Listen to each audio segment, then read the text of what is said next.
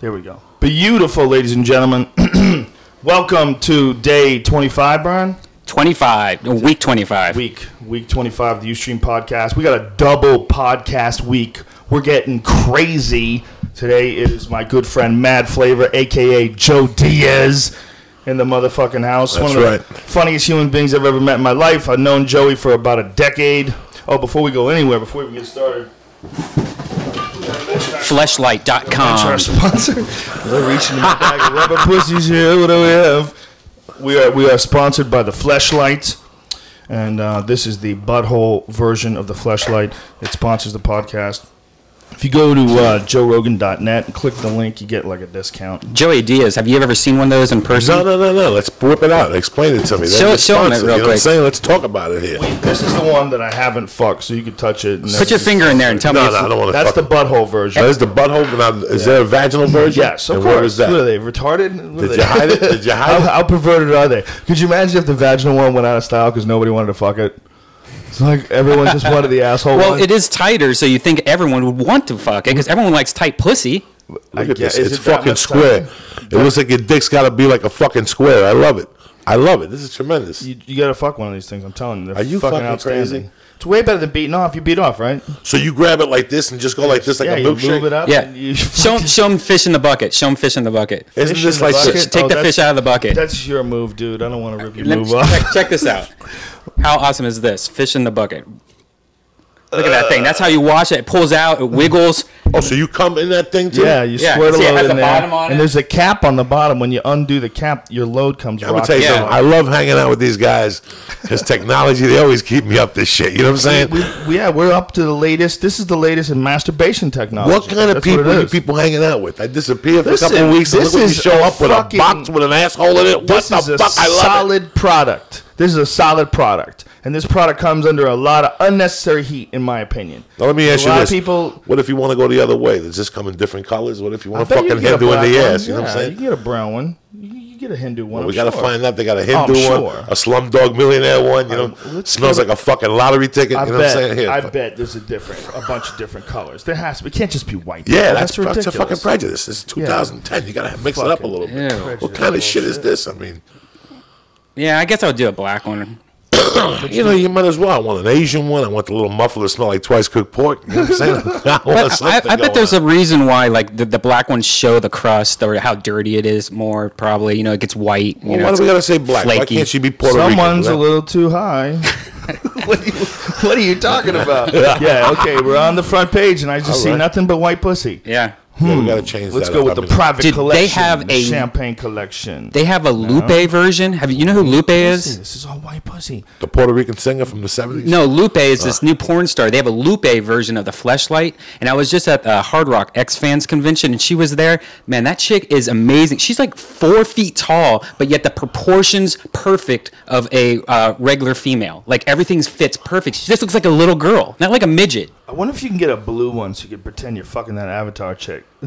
They should totally. They have vampires. They have vampire ones. They should totally make it. They have Twilight ones. Do you see the Twilight one? Fleshlights. Twilight. They have fangs. Get the fuck. They swear to God, they have fangs, and the tube that goes down that, you know, rubs against your dick has like fangs on the tube or something like that. So it's like fucking a vampire pussy. Because I know you like vampires better than werewolves. Have you lost your fucking mind, Brian? You're so baked right You're now. out of your mind. That's 100% true. They have Who fucking likes Twilight. vampires? All of that is... More than werewolves. Huh? Who likes vampires? You more than do. werewolves? You said you liked them last week better. Oh my goodness, Brian. And I've been thinking about this whole time because You're so it really- wrong. You have not said that. He likes vampires. You are just When? What making happened? shit up. Brian is just so You didn't say high. that? You didn't say you would choose... Brian just rocketed back to the 8th grade. Holy shit. You're Vampires. a silly 8th grader right now, outside when you're not supposed to be there. You're right. You got out of the got 1, 2 gymnasium and stone. you and your buddies got high, and now you're cracking jokes on them. You're back in Columbus, Ohio right now, aren't you? Wait. What's going on here? You're barbecued, son. I am barbecued. That's all right. Barbecued. It I know you happens. are because I am, and I'm listening to you talking. I'm like, this kid's too high. I got to help him out here. I got to pull him out. Pull him out of this conversation. Yeah. But they do have a vampire fleshlight. That's unbelievably ridiculous. But I'm more of a werewolf guy, so that's why it's ridiculous. I don't even like vampires. Really? I'm tired of vampire movies. Good. The Wolfman sucked, okay? I did not like that movie. It was dumb. It just didn't work. And I still bought the fucking Blu-ray. Okay, Yeah. how about that? That's how much I am of. Was there any werewolf freak. special I features? search iTunes for werewolf movies, bro. Do you get this? I watch werewolf movies that are terrible. You know why? Because I know there's going to be at least a guy's going to turn into a werewolf and fuck some people up. So you know what I do? I watch the beginning to get their names. Okay, this is Bob. This is... Okay, let me just know what the fuck's going on. Let me fast forward until I see somebody turn into a werewolf. And I want to see the best, latest technology and the dude turn into a werewolf and just fucking people up. I just think those are the craziest movies. The idea that American Werewolf in London got me hooked. Yeah, that was. I saw that shit in 1981, and I was a werewolf fan. I was done. But do they still do all the shit like Lon Chaney? Remember, like the sun was. That's the problem with this Wolfman movie. They went with a mask. It's Benicio del Toro in a mask. And he's like, rawr, and his lower jaw sticks out. But they don't show the transformation of them. They do. Like, The transformation coming out of their arms and the fucking thing. Yeah, no, they do. I mean, there's a lot of cool CGI in the transformation, but the final product just doesn't look right, because it's like he tried to use the old Wolfman from like the 1940s or whatever the fuck it was. Was it Claude Rains? I think it was. He tried to use that version of the Wolfman and just make a more modern, updated. But after you go to American Werewolf in London, you can't go backwards. You can't go backwards. You can't. Because American Werewolf in London, much. that fucking thing was evil, man. It was like a dog person demon thing. It was on 4 legs. Is that on Blu-ray? Yeah, fuck yeah, it's on Blu-ray. I got that shit, son. And like when they're running from it and you just see it, they did that movie so well, you don't really get to see it that much because the technology was not that good. The only one time you get to actually see the werewolf, he's going through the streets of London snapping people's heads off. Remember when he was running through the streets and everybody's freaking out in car accidents and shit? That's the only time you get to see it moving around. Every other time in the movie, it's like you barely see it, but you see enough that it's fucking terrifying. And the transformation scene just off the chain. You know, that's the kind of shit that we had in 1981, okay? Now what do they have? They have vampires that don't bite people and werewolves that just growl at everybody and can change back and forth when they want. What the fuck have we come to? The fuck have we come to, Joey? Bro, I can't even. I've never watched the Twilights, but I seen what those 2 little fucking half of fruitcakes look like, and I can't believe they're vampires. In my day, vampires were bad motherfuckers. Barnabas Collins, that's a vampire. Wow, you just went deep. You just that guy I don't even know what that is. Shadows. And you know, when you were a vampire, TV you show. fuck guys, you fuck chicks. It don't matter. You're a vampire. You ain't gay. You just sling dick. You fucking dogs. It don't matter. You're a fucking animal. You know what I'm saying? Like Nah. Gary Oldman? Gary Oldman? Get the fuck You out know, of here. you gotta. These vampires are too. I don't know how to say it. They're too They're plain Jane Disney. for me. Yeah, they're fucking Disneyed Disney. up. It's Disney. We've got a whole group of kids now that are growing up with horrible, mediocre entertainment that's designed just for them. As opposed to when we were kids, there was no fucking kids shows. You had Sesame Street. You know, you had a couple other different shows. You know, that you could watch that were like kid-oriented shows. Then everything else was a fucking adult show. Bro, the only kid show I ever watched is Betty Hill, like a motherfucker. Anyway, that's a kid show in Jersey. That was a kid show in Jersey. That was an adult show in England. That was a kid show in New York. What a fucking great show that was. Great And boobs. every once in a while they show you a tit or an ass. Yeah, great And when boobs. you were 6, you lost your dude, fucking this- mind for a week. He was like the first guy to figure out that very simple combination. Tits and comedy and silliness And an everybody's gonna accent to enjoy. boot. Oh yeah, That dude started the accent way before Jimmy Masada hired that English chick to answer the phone. English people do make you think that shit is legit. It's You know, legit. that's Their why accent. they use them for those late night infomercials. It's always an English person describing some product. Like, God, People sounds pay more so attention. proper. They think they're cooler or something. Dude, oh my God, he's from Australia. when you meet a chick that has an accent from over there, I don't know, but it makes her like 2 levels hotter, don't you think? Well, you know, English dudes say that too. Dave Bishop says that of American girls. Oh, He really? has that American accent. He said he's just so hot to him. I'm your soulmate, Dexter. I'm your soulmate. There's an English chick there's Accents a are Chinese chick at the strange. Y with an English accent. Oh, that's that a when you power talk to her, you combination. lose your fucking mind. Ooh, yeah, you might want to take a yoga class with that chick. Yeah, no, she's very nice. That's a strong combo right there. That's a double exotic, you know? That's a proper exotic and another exotic on top of that. Oh, That's you got to hear her, man. That's a strong one too. You know? Chick like that could fuck a guy's life up. You know? You know what I'm saying? Chick like that breaks up with you and starts fucking some new guy, and you know what kind of pussy she's slinging at him. You know what kind of crazy shit she's doing to him. You know she's saying, put it in my ass. She's saying crazy shit. With that English accent to fuck you up even worse, you know what I'm saying? Yeah. You can't eat Chinese food and watch fucking Benny Hill no more because you have flashbacks. It's horrible, And Brian. you know her favorite shit. She likes to get fucked in the mouth. Come in my mouth. Was Hee Haw competition? Was Hee Haw competition? Yeah, was that the American version of Benny Hill? Because No, it seems Hee Haw like was a TV show. It was a variety show. A country show. They used to have like songs. They would play songs. They would do like sketches. Listen, it was a dumbass show. But when I was a kid, I enjoyed it. I used to go there for boobs also. I remember Benny Hill and Hee Haw were my two, like, I'll watch that for I the don't know boobs. if Hee Haw had cleavage. Yeah. They had the blondes. Benny Hill would show you an ass cheek or Right. something, and they wouldn't catch it on Channel 9 in those days, so he got away with murder, you know what I'm saying? Benny Hill was the first guy to have like a real silly show like that with him chasing after girls, and that's a weird And that combination. famous song that they use all the time. And he always had a hard on. They fucking stressed his hard on. This country has forgotten about the hard on. They give no fucking respect to the hard on no more. You're in the right. movie. You're right. Benny Hill Do you always had think a that's fucking because hard there's on. too many people? Do you think that when there gets overpopulation, naturally people get more reluctant to hide shit like that? Well, we disregarded the hard on because they got Cialis now and shit. Nobody. And when fucking Benny Hill. So they're just too common. The hard-on's too common now because of dick pills. Yeah, now it don't matter. See, in the old days, It was a big deal. it was a big deal. Now Especially when you everybody got gets a older. hard on because you Yeah. can take fucking pills. You know what I'm saying? Everybody got Yeah. it. Like the old days, a 62-year-old guy that had a hard-on was like, wow, that guy's excited. Whoa, look at him. He's got a boner and he's 62. What'd you but do to now get it's that? like, oh, that old creep, he's on fucking Viagra. Look at him. Have you seen done any research on these GNC versions of Viagra that are big right now? They're almost like, they're just a bunch of vitamins and Chris stuff like from that. Fleshlight was telling us about that. Yeah. He was telling us about one that works. Yeah, and the one that actually had Vicodin, or not Vicodin, but Viagra in it as it came out. put Viagra in it? 30% of it was Viagra. Oh, that's which is hilarious. weird to me because No wonder why it works. Right. Of course. They had a booth like that at this X-Fans party I went to, and the guys were selling it, and he's like, I'm no doctor. I'm like, yeah, what's in this? And I was looking through it, and there was probably 300 different, like, roots and, like fucking bird tears and and then Viagra. yeah, and some then shit that pill works. Viagra. That's some shit that works. Right. Because all those roots and shit, those aren't going to work on a 60-year-old dick. Taking your fucking ginkgo biloba, that's not going to give you a boner when you're 80, Right. But Viagra will fucking rock it. Viagra will rock it. Have you ever taken Viagra, Joey? No, but my uncle's crazy 72 hard-on. when he tells me the stories how he's banging the shit out of people. My uncle fucking stays home Sunday through. He walks Griffith Park every morning, 4 miles. Then he goes home, eats Viagra, and fucks some chick to death. Wow.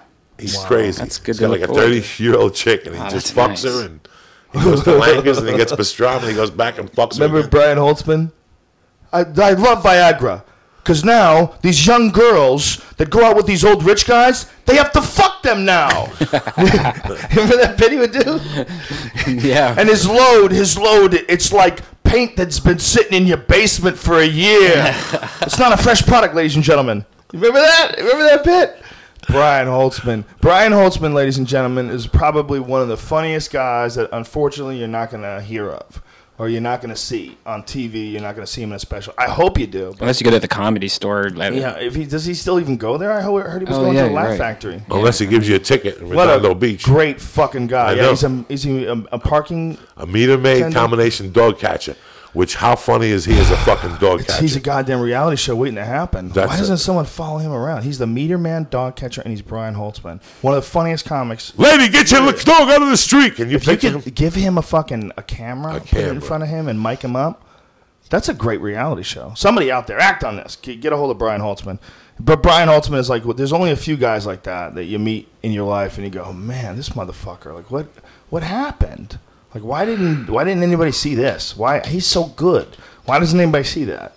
Like Brody Stevens is another one. Brody's got some stuff going on. He was in The Hangover, and he's got good friends that are really funny guys. Respect him, but Brody Stevens should be a national headliner. He should be fucking killing it all over the country. People should be like buying tickets to see him in advance and looking forward to it and getting fired up that Brody's in town. But you know what the weird thing about Brody Stevens is? I almost don't want him to get that famous because I love just watching Chelsea lately and seeing like miscellaneous like parts in the movie The Hangover and stuff like that. It's like kind of like a hidden game, like find Brody Stevens out of listen, nowhere. man, that's you know so what I mean? selfish. No. I know.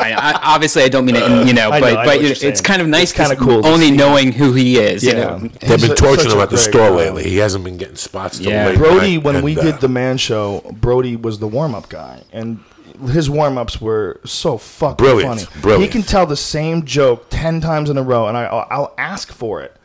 You know, I'll keep yelling out, "Did you do any modeling?" And he'll do his whole fucking, that whole piece that he does. male model in Beirut. In Pakistan. I was on the cover of Camel Beat. Enjoy it. What's Brody Stevens' Twitter name? We should throw that out. Do you Is know? that Brody Stevens? My Brody's friend or something? Yeah, I'm. Yeah, What is it? I'm Brody's friend. I'm Brody's friend. I'm Brody's friend. Follow this guy. This guy's Yeah, quite you the gotta beauty. follow him. He's a fucking great human being, too. And he starts twittering at like 6 in the morning, you know. Yeah. And he has the cutest dog that has the most human face I've ever seen in my life. Or at least Brody's so hilarious. I go back to Seattle with Brody. That's how long I've known Brody. When I used to drive his car to the Gig Harbor, and he used to cry that I was speeding in his car and shit. Tell us a classic Brody story. The time we put him in the trunk and drove to Gig Harbor, he told me they would take him 2 hours, and I said, "I'll bet you any fucking amount of money I could do it in an hour." And he's like, "No, you can't." And we put him in the back seat with Soundgarden blast, and he kept saying, "Normal people don't live like this." I'm doing 90 in the fucking right-hand lane, cutting off fucking Asians. He's like, "Stop, Joe Diaz." I would not want to be in the car with you reckless driving if I was high. That's the night he stopped the show because there was a bunch of headshots on the wall, and he stopped the show because there was no Jews on the wall. Not one fucking Jew. You got black people, you got white people. Where's the Jews? Next time I come here, I want a Jew on the wall. Brody gets these bad late night spots, or at least he used to at the store. And, you know, sometimes he'd get up there and the crowd would be dead. There'd be no one left. Like, you know, the show starts at 8 o'clock at night or something like that. And Brody would be on like after 1 a.m., like 1:45 or something like that. He'd go on.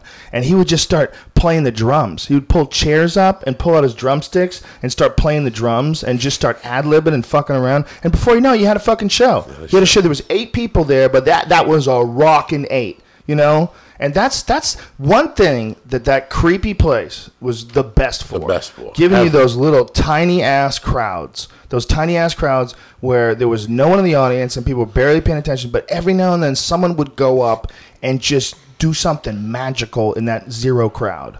8 people was all I needed. Joey 4. Diaz. Let me tell you a 4 I story could about do. you. Let me tell the story about you. Joey Diaz, one night, we were at the Comedy Store, and it was one of those nights where it was kind of dead. What was it, a Sunday? When you get on stage and you were doing the Ozzy Osbourne. Oh, that was a Saturday in the main room. And it was late at night. There was Late no at one night, there. nobody. This is the early day. The Comedy Store went through some dark periods where we got real bad crowds for a long time, you know. And this was like pre-Fear Factor, right? This was a long time ago. Yeah, in between this News is Radio and in between Fear News Factor. Radio and Fear Factor. Okay, so it's one of these late nights, and there's only maybe like fucking literally like 5 audience members left in this main room. And Joey goes on stage, and Joey tells him to put on, what is it, War Pig? Yeah. He tells him to put on War Pig. War Pigs. And he fucking cranks War Pig, and Joey fucking sings along, takes his shirt off, and screaming into the microphone on key with every lyric, and the place goes fucking bananas. Bananas. I said it. I had to say it there because that's what it was. Everybody was going nuts. Everybody came in from the fucking kitchen. All the comics that were still left in the OR came in. The dudes from the parking lot came in. By the time Joey was off stage, it went from 10 people to the only 30 people that were in the whole fucking building. And we were just clapping and laughing. It was like, there's these magical moments where you know a dude just hit some rare place on stage where he's just free as fuck. And that place at the Comedy Store, there was so many of those moments. That's where it took you to the Comedy Store. When you did it, it was such the moment. It was so real because there was no one there. There was no one there. It wasn't like you could large audiences. Sometimes you can trick them. You can sing, you know, and sound like fucking, you know, some other singer, and they clap and they love you, and in the end they give you a big standing ovation. But it's really a bunch of dumb shit. You know, you've just entertained them sufficiently. But you're not going to get that kind of response out of like 5 people. When there's only 5 people there, you got to give them some real shit. It's got to come from some crazy place inside you. When there's like 5 or 6 people, there can be no fat in your act. That's where your jokes sound so gross and jokey. They like all the unnecessary parts of your act, they just seem so stupid. Because now you're only talking to a few people. It teaches you. That's one thing I give the Comedy Store that I'll never take it away from the Comedy Store. I never hit magical moments like that at another club. The original room and the main room, 'Cause but you didn't emphasis give a on the original room after midnight. See, a lot of comics, you'll talk to them, they go, I'm getting 12, 15 spots. Little do you know, for a guy like me, a 12, 15 spot is a gold, because I can go in there and do what the fuck I want to do, which is really what comedy really is in a way. You know, it's unprepared. You go on there. If you go up there with 3 of your jokes about me and my girlfriend broke up, it's going to be a long 15 minutes. You know that. And that's what the Comedy Store pulled out of you. It pulled out how to entertain for. I love going up in there before people. That's my world. That's my fucking world.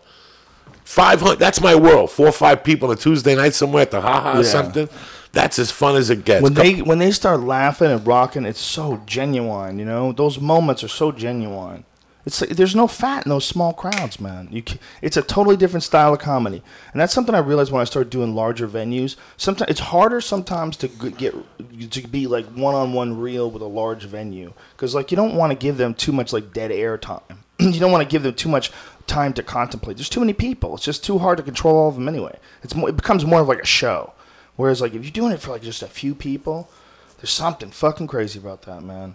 Ever tell you the Dangerfield story where we did comedy? Like 4 different guys did comedy for 2 people. We were at Dangerfield's. Show was supposed to start at 8 o'clock or something like that. My spot was at like 9:30. I got there at 9 o'clock, and everybody's just waiting in the bar. I'm like, what's going on? Like, no one's here. No one, no crowd at all, nothing. So what do? Do we leave? No, we're gonna wait for people to show up, see if anybody shows up. So we wait, okay, and we're there for maybe 15 minutes, and a couple walks in. And there was a guy, Bobby, who was the doorman, this big fucking powerlifting Scottish guy. He was this guy who used to do powerlifting with fucking bags of cement. He would take bags of cement and pour them into those big white plastic buckets and do fucking powerlifting with them. I mean, he's just a gorilla, just a gorilla of a man, and a crazy sense of humor. So the people, he's probably way funnier than 99% of the comedians that ever worked at Dangerfield. Funnier than me when I was a kid, for sure. I was like, how come this guy is the doorman? He's fucking hilarious. And I'm, some dildo trying to do stand-up without a view of the world yet, and I'm the one on stage. So anyway, the couple walks in, he goes, come right this way, ladies and gentlemen, show's about to start. This crazy Scottish accent. It's a terrible impression of him, by the way. Pulls them down, sits them down. The people are like sitting in this room like, we're by ourselves. What's going on? Ladies and gentlemen, welcome to Dangerfields. Please welcome your host, and whoever the fuck the host was. And the host goes out there by himself, and he does stand-up for this couple. And he does like 20 minutes. And then he brings on the next act. And the next act is a half an hour. Then he brings on the next act, and he does a half an hour. And then he brought on me, and I did a half an hour. And I brought on somebody else. And these fucking people sat there and watched a whole comedy show. Just 2 people. And they sat through the whole thing. They probably felt trapped. But they probably had a blast, too. They had a blast eventually. They seen comedy from a different angle. There were some good comics. Take your water, Brian. There were some good comics that night. Dangerfields was a good place to work out. It was very similar to the Comedy Store. Nobody was there that was going to watch you. There was no industry people there. Dangerfields is not where you're going to meet your manager or your agent. It's this weird little club that only the comics like.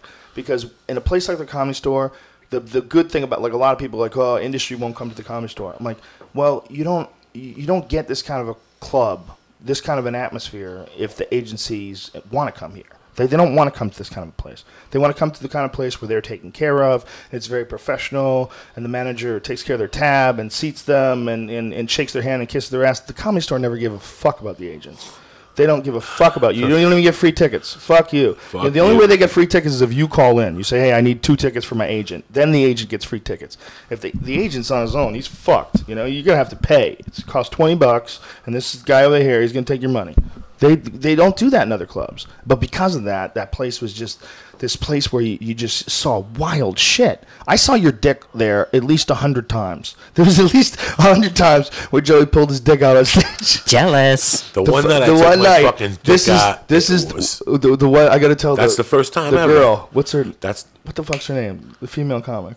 Oh, the one that sued Don Barris? Yes. What is her name? Judy Canciati. Yeah. Okay. So this is what happens. She goes on stage. We shouldn't have said her name. She goes on stage. So she's on stage and she's not doing very well. And we're all barbecued. We're high as fuck. It's 8 people. Yeah. It's a Monday night. It's a Monday night. There's no one there. There's nobody there. There's no one there. It was a small crowd. So while she's on stage, Joey goes into the back area. There's like this backstage area that's like in the OR. The OR is a small room. It only seats about $1.50, but it does have a stage with a little backstage area. So Joey goes into the backstage area. He goes in the backstage area and takes off all of his clothes, and he waits. And so she's doing her act, and when she gets to her punchlines, she hits the punchline, and Joey opens the curtains and shakes his dick and then closes them up real quick. And the people go crazy. And you see this spark in her eye, like, the jokes are finally working. Like, I'm finally doing it. Oh, my God. Now I see what it's like. I could do it all. You could see her loosen up and get confident. You could see her relax. And every time she hit a punchline, Joey would pop open that curtain, shake his dick, and close it. And the people were fucking just stomping their feet, laughing, slapping their tables. She never did know that you did that. I don't think she ever knew. She never knew you did that. We couldn't break her heart. She thought that. She was on the phone with CAA that morning. She had so much confidence the next night. You remember the next time we saw her on stage? And the same jokes just didn't work. It was like they just weren't the same. They just she had the magic. Like she had it for one night. And she didn't even know. I wonder if she's like thinking back to what she ate that night. Like, I got to eat the same food every day. And she's been eating like bologna sandwiches for the last 20 years. It's hard to talk shit about anybody who's not funny because nobody's funny in the beginning. You know, it's like, how come some people figure out how to be funny and some people don't? I mean, funny is a strange thing. There's some folks that, you know, they might be intelligent, they might be cool, but there's something about them that's just not funny. You know, and it's just, no matter how hard they try, for whatever reason, it just doesn't seem to connect. We've all known guys who've been open micers for 20 years, right? You know those guys? Yeah, and they're happy there. Some of them. Some of them still can't figure out what the fuck it is.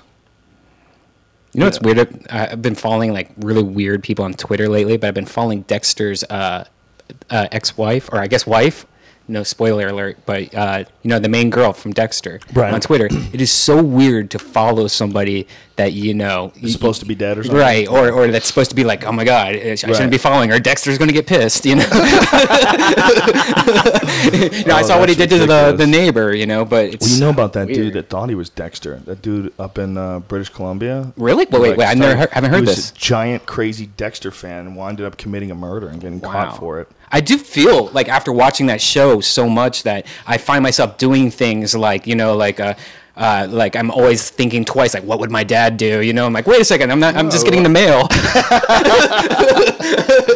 Well, you watch 10 episodes of the fucking One Shot Stone. That's got to be psychological damage. That's what it is, man. That's a dark show, and it's kind of weird. It's kinda, It's good though, huh? The first season. By the way, now I could talk about it. I thought the John Lithgow season was the best season. Oh, okay, maybe it was. I mean, when I said it was only based on the very first episode that I saw, granted, I was getting a little tired of the whole every week somebody gets murdered thing. Yeah, like, for whatever there was reason, a formula to it. Yeah, that if you get caught in that like, formula, okay, it's with 20 minutes late. Right. Someone's gonna, 20 minutes left in the show. Who's he gonna kill? Well, I tell you what, the Schmitz third season, whatever his name is, Jimmy Smits or whatever his name is, I thought that was the worst season. I hated that season. You? Yeah, I did not like that season. I did not mind it, but it wasn't the best. The best season was the first one. The first one was the best. First of all, the first one was a motherfucker because I understand the guy got sick and and he had some health problems. Right. But in the first one, he looked like a killer. Like he was built too. Right. I didn't buy him when he lost all that muscle. Yeah. I mean, I know it sounds silly,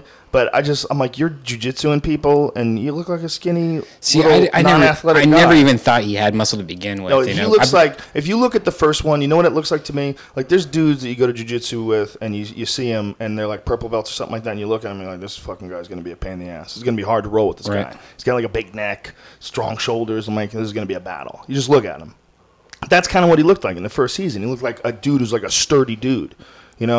I bought that he was like this killer, and it made him look just a little more sinister, even though he was polite. He looks so much like a victim. Yeah, but maybe that's why they picked Jonathan Lithgow, because they're like, anyone could beat him. Well, see, here's my problem, and this is, granted, I'm a commentator for fucking cage fighting, but when John Lithgow got her in that weak-ass rear naked choke, I was like, what the? You ain't put nobody to sleep with that bitch. You know what's so funny? And the fucking chick with a buck, people buck. They don't just lay there and accept the fact that you're choking them. Let me tell you something. My daughter, she's fucking 2, okay? She's 30 pounds. She had something stuck in her nose last night, all right? And it was she had a little Barbie doll shoe, and she fucking shoved it up her nose. And it was like up her nose. And she was pawing at it, and I had to hold her down and get it out of her nose.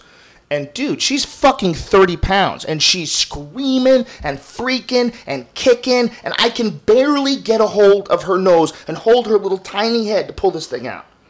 John Lithgow's got some woman, a grown-ass woman, who knows some crazy man's about to fuck her dead body. Right. And she's just going to go, oh, my God, you're putting me to sleep. Shut the fuck up. Right. Retake that. Right. I wouldn't want to grab the actor. I would want to grab the actor and just hold him down and just start smacking him in the face. Come on, get up. Get up. Get up. Have him fucking freak out. Have him think that you're going to die. Like, you might die in this. I might not ever let you up, you fuck. I might just beat the fuck out of you to death right here. And there's nothing you can do about it. Well, that's how you feel when someone's choking you to death in a bathtub. You don't just, oh, he's got me. That was stupid. You know what, though? It's like, it's so funny because while I'm watching it, doing John Lithgow doing these moves and stuff, I'm like thinking of you watching this. And I'm like, oh, Joseph's getting pissed right now. But what's so funny is that you get so mad about just a choke that, like, Dude, to me, I'm like, all right, I'll buy the just... choke, but I can't buy that fucking cell phone. It looks like it was made in paintbrush. Like, incoming call. Where are you at?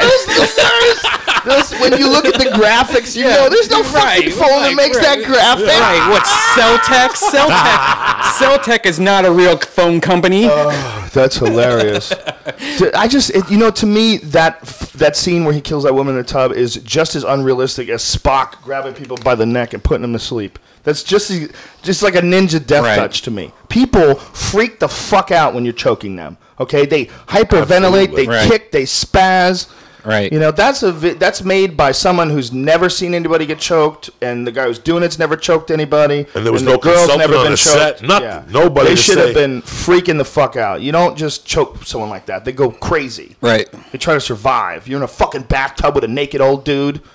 Yeah. He's behind you, and you just kind of you would bite that motherfucker. You'd be fighting for your life at that point. I would be more believable that he would move his blood samples out of the air conditioning unit after the first, second, third, or fourth time. See, I'm thinking more of shit like that. I'm like, come on, you take your fucking blood samples and you put it underneath the toilet or something. Yeah, I didn't need that. I didn't need that little thing, that evidence, the little thing that he, the trophies. Right. I didn't need that. But I guess that's a thing that serial killers do, though. Well, yeah, I agree. But, I look at a show like that, but then, last week Eddie said that he liked True Blood. and I just get so angry. I've been fighting people off Twitter all week about True Blood lovers. It's another goddamn vampire show. How many vampire shows are there now? There's a new one. There's a new one. Yeah. What the fuck and what happened to the fucking on? capes? What happened to the black shirt with the fucking thing? What happened to the thing that they hypnotize you with? That just fucking evolved?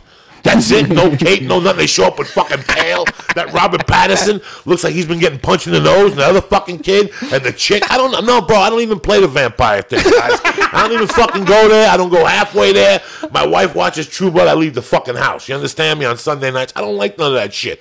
I don't know where it came from. It just snuck up on us like fucking I know. Crazy. It just out snuck of up nowhere. on us. A swarm of vampire CW bullshit. got a show now. ABC got a show. show. Everybody got a show about that. And I don't listen, bro. I don't know. I'm out of my fucking. What's that other popular show with kids right now? There's another vampire show. It's popular. Vampire Diaries. Vampire Diaries. That one. What the fuck? And there's another one that's just about to start. That's brand new. That's coming out soon. Can you have too many fucking will there be a bounce back? Can we expect? I don't know, because there's people in the chat room that are saying, "Dude, True Blood is legit." See, they just don't fucking get what we're talking about. Just the fact that there's a chat room and people are talking about it. Fucking kills me right there. That destroys my inside. Dude, life is too goddamn easy. People are soft as fuck. They are soft as shit on a hot summer day. Christ. People are fucking soft. And they're not even interesting fucking vampires. That's what I'm saying to you. They have no character to them. They don't kill anybody. They live off, at least the Twilight ones. He lives off animals, and he can go outside in the daytime. What? You know what they've done? They've pretty much taken the soap opera, a dying thing. They've taken off the evil guy with the patch and made him a vampire. Yeah. And that's what the shows you guys are watching is fucking soap operas with vampires. Dude. Bro, guys, I'm not gonna lie to you. I bought the fucking movie. First one with Wesley Snipes, Spade. Oh, Blade. That's Spade. You said Spade. Spade, Blade. David Spade. Know. This summer. Blade, Spade. Let me tell you something. I bought that. If Spade wasn't a name for a black guy, it wouldn't be nearly as funny. When he fucking met with the Chinese people, I bought that shit. I was like, those Chinese people. Oh, dude, I was a vampires. huge Blade. I was a big Blade I love fan when I was a kid. But that's it. That's where it ends. I don't want to see all this new shit. Guys with a Rastafarian hair and True Blood to the vampires. That's bullshit. Yeah. I don't like that shit. It scares me. I don't fucking even want to see When I was a kid, Blade was one of my favorite comic book characters. That was a badass. Was he black even then? Yeah, he was black, and he used to have little knives made out of teak wood. He would kill people with teak because they were all vampires, so he'd kill them with wood. So he had wood knives. made out of this really hard wood. And I fucking love stabbed that in the stuff. chest. Everything else, I gotta tell you guys, I don't even fucking put this shit on. They changed so much about the whole vampire lore. I mean, the whole thing. What the fuck happened to Transylvania? Did they just blow this motherfucker up? Seattle now, bro. I want to see where the fuck the app phone on the iPhone is to fucking Transylvania. When I was a kid, you want to see a vampire, we got to go to Transylvania. Now they don't even talk about fucking Transylvania. It just disappeared. Go look it up. Fucking Transylvania. What the fuck is it? It's and in they Pennsylvania, were isn't Russian people. Like they had an accent and shit like that where they were from Bulgaria. All of a sudden now they're fucking Spanish. So if I was a smart man, everyone should like bet money what the next monster is going to be. You know, it's like it's not going to be vampires. What's the next thing? Like Bigfoot's going to come back, make a comeback or something? Well, there's another vampire thing by Guillermo del Toro. I don't know how to say his name. How do you say his name? Guillermo. Yeah, Guillermo del Toro. He wrote a book called The Strain, and I read the book. It wasn't that good. It started off really good. It started off like, wow, this is a crazy-ass vampire movie. Like, this is, like, really suspenseful. But then towards the end, it was almost like he was just trying to finish it. It's like, you know, and then the guy jumps out of the car, the guy kills him. It was really bad. The end, like, towards the end, like, it's almost like he was trying to jam a 6-series book, or a 2 or 3 series book, rather, into one book. So it dies. But they're going to do something with that. They're going to make that some sort of a big event, but at least he's a murderous, evil fucking vampire, and then he runs, you know, like takes over New York City. It's pretty crazy shit, but it just ends bad, you know. Maybe if they can fix the ending, but in the writing, in the script, I mean, maybe it was creatively directed, and they did a good job with it, but the writing was just, it was kind of clumsy at the end. But what is it about people that are fucking obsessed with vampires? Out of all the all the monsters, all the things to be worried about in the world, why would it be vampires? It's not that they're obsessed. It's the hot thing right now. In 2 years, this vampire thing will be gone. Twilight, those two fucking half-a-fags will be dead somewhere. Yeah, I'm telling you, I think it's going to keep going. You know why I think it's going to keep going? Sex in the City. I didn't understand Sex in the City. I couldn't believe that. I mean, I watched it a couple times. I'm like, yeah, it's kind of a cool show, but it's not just that people like it, but they go fucking crazy for it. Girls love. They respond to it like it resonates in them in a way that a guy can't understand. You know, to a guy like you or I, you watch it, you go, that's a funny show. But to them, it's like a movement. It's like something that like validates them. Like this fucking movie, the last one when they went to Dubai, I saw more people get fired up about going to see Sex in the City. No. Right. You saw it, though. Right. We talked about that. Was it terrible? No, it's not bad. It wasn't bad. Not bad. It's not all right. I seen the first one on cable when the second one came out. I was in a hotel room. You know, it wasn't bad, guys. I think what that is... And then Joey called me and we women, talked about it for 2 hours. That's the kind of resonating to entertainment for women, okay, that Twilight is for, like, young girls. And young girls, not just young girls, women in their 30s are into Twilight. Women in their 40s are into it, bro. There's a romantic parties. aspect to the vampires. That, you know, there's something in the writing. I know how we can do it. We can kill vampires today, guys. We make a movie about vampires that cheat. Hold on 1 second. Now, guys, Vampires are cheaters. I don't want to be an asshole. I never watched any of the eat movies. baby and they suck What cock. is the They don't even suck blood. what They is just suck cock. the whole thing of Twilight? I'm not Well, they're saying you've seen vampires. it, There's a family of vampires, and they try not to eat people because they're nice. But why are the women in love with them? Is because they they don't got- cheat. Vampires don't cheat. He's super romantic. Like if you read the book, He is. it's all about him being. He's really romantic. You know, he's this guy that lived hundreds of years ago. Meanwhile, he's a fucking pedo. He's banging some high school chick. Now, the whole thing's kind of creepy when you think about it. I mean, the guy's fucking 300 years old and he's hanging out with some 17-year-old chick. What the fuck do you have to say to a chick who's 17 when you're 300? My problem is the chick in that movie. You know what I'm saying? I think that What the fuck do you have to say? the biggest problem in those movies is the chick, though. She chose somebody that's dead instead of somebody that just turns into a dog once in a while, but he's alive. Could you imagine if that chick was trying to talk to you about some stupid new song that was out? Like, oh my God, I love this song. And you'd be like, bitch, I was around when they didn't have cars. Do you understand that? There was no photographs when I was born. My friend had a fucking triangle. That was it. And Yeah, you wanna we used talk to- to me about an organ. We used to find our way across oceans by staring at the stars. What do you want to talk to me about, you stupid fuck? He would just kill her and eat her. He wouldn't be able to take that bullshit. 300-year-old man talking to a 17-year-old girl. You're 44 years old. Can you talk to a 17-year-old? Fuck no. You could talk to her like she's a nice kid. Like, so what do you want to do when you get out of college? So what are you thinking of? Oh, that sounds cool. Yeah, well, that's a child. And this guy's banging her. This is a stupid ass fucking movie. The premise is absolutely completely ridiculous. It would have been way better if it was a grown woman, like in her 20s or 30s or something, gets divorced, branches out her own, meets a vampire, falls in love. That would work. This fucking high school chick, he's going to high school and he's banging a 17-year-old, and no one thinks that's crazy. Hey, forget about the fact that he's even a vampire. He's interested in her. She's fascinating to him. It's a fucking baby. It's a baby. Imagine how young a 17-year-old girl is to you. You're 44. What the fuck would it be if you were 300? You know? I mean, what are you talking about? What would my balls look like if I was 300? That motherfucker can speak Latin, and he's talking to the 17-year-old. And if you're 300 years old, you'd be fucking black chicks by then. You know? You'd be done with the white race altogether. You'd be like fucking... You'd be getting the darkest black girl. Why does that happen with so many older Italian guys? Old, like De Niro type guys? Like fucking, oh yeah, you're right. Else is Bill Maher's all black too. Yeah. They just go fuck white bitches. I'm tired of it. You don't want to get freaky? You want to complain? You don't want to shake that ass? you're not down for the party? Get the fuck out. Go. I'm done. Alan Thicke's all black too, I heard. Alan Thicke. Mm-hmm. Alan Thicke is a cool motherfucker. Dude, he gets it on the side. We had Alan Thicke on. We had him on Fear Factor. He did Celebrity Edition. That dude is funny as fuck. Smooth, professional, always got a smile on his face. One-liners just coming left and right, really? Totally naturally. I was kidding about Alan Thicke. Hilarious. What'd you say? I was kidding about that Alan Thicke thing. Oh, you didn't make up something about it. Hey, Doug, what about this chick that went around the world on the raft? Fill me in. Oh, that poor Fill me the fuck. Dude, we need to quit letting these stupid young chicks get on rafts just because they want to break records. There has to be like laws against this. They had to save her and they put her back on the boat and... Yeah, it's fucking retarded. That's what Farmville is for, chick. Well, you know what, man? It's irresponsible of our parents, man. It just flat out is. There's no way you can have your shit totally together at 16 years of age. There's no way you should be allowed not just out there living in an apartment by yourself or staying in a hotel room by yourself, unsupervised. You might be a little bit naive about the way the world works. You might not have ever been fucked over. You might not truly understand like how deceptive people can be. You shouldn't even let your 16-year-old be by herself in a big city. You're going to let her out in the ocean, you crazy fuck? You're going to let her get on a boat. Now, where'd this start? It started right here? She's apparently like a really good boater. Oh, what location? I don't know. Is it starting California? And then where's she going I don't know, but she's on the ocean by herself. I just want to know where it started and where it's supposed to end.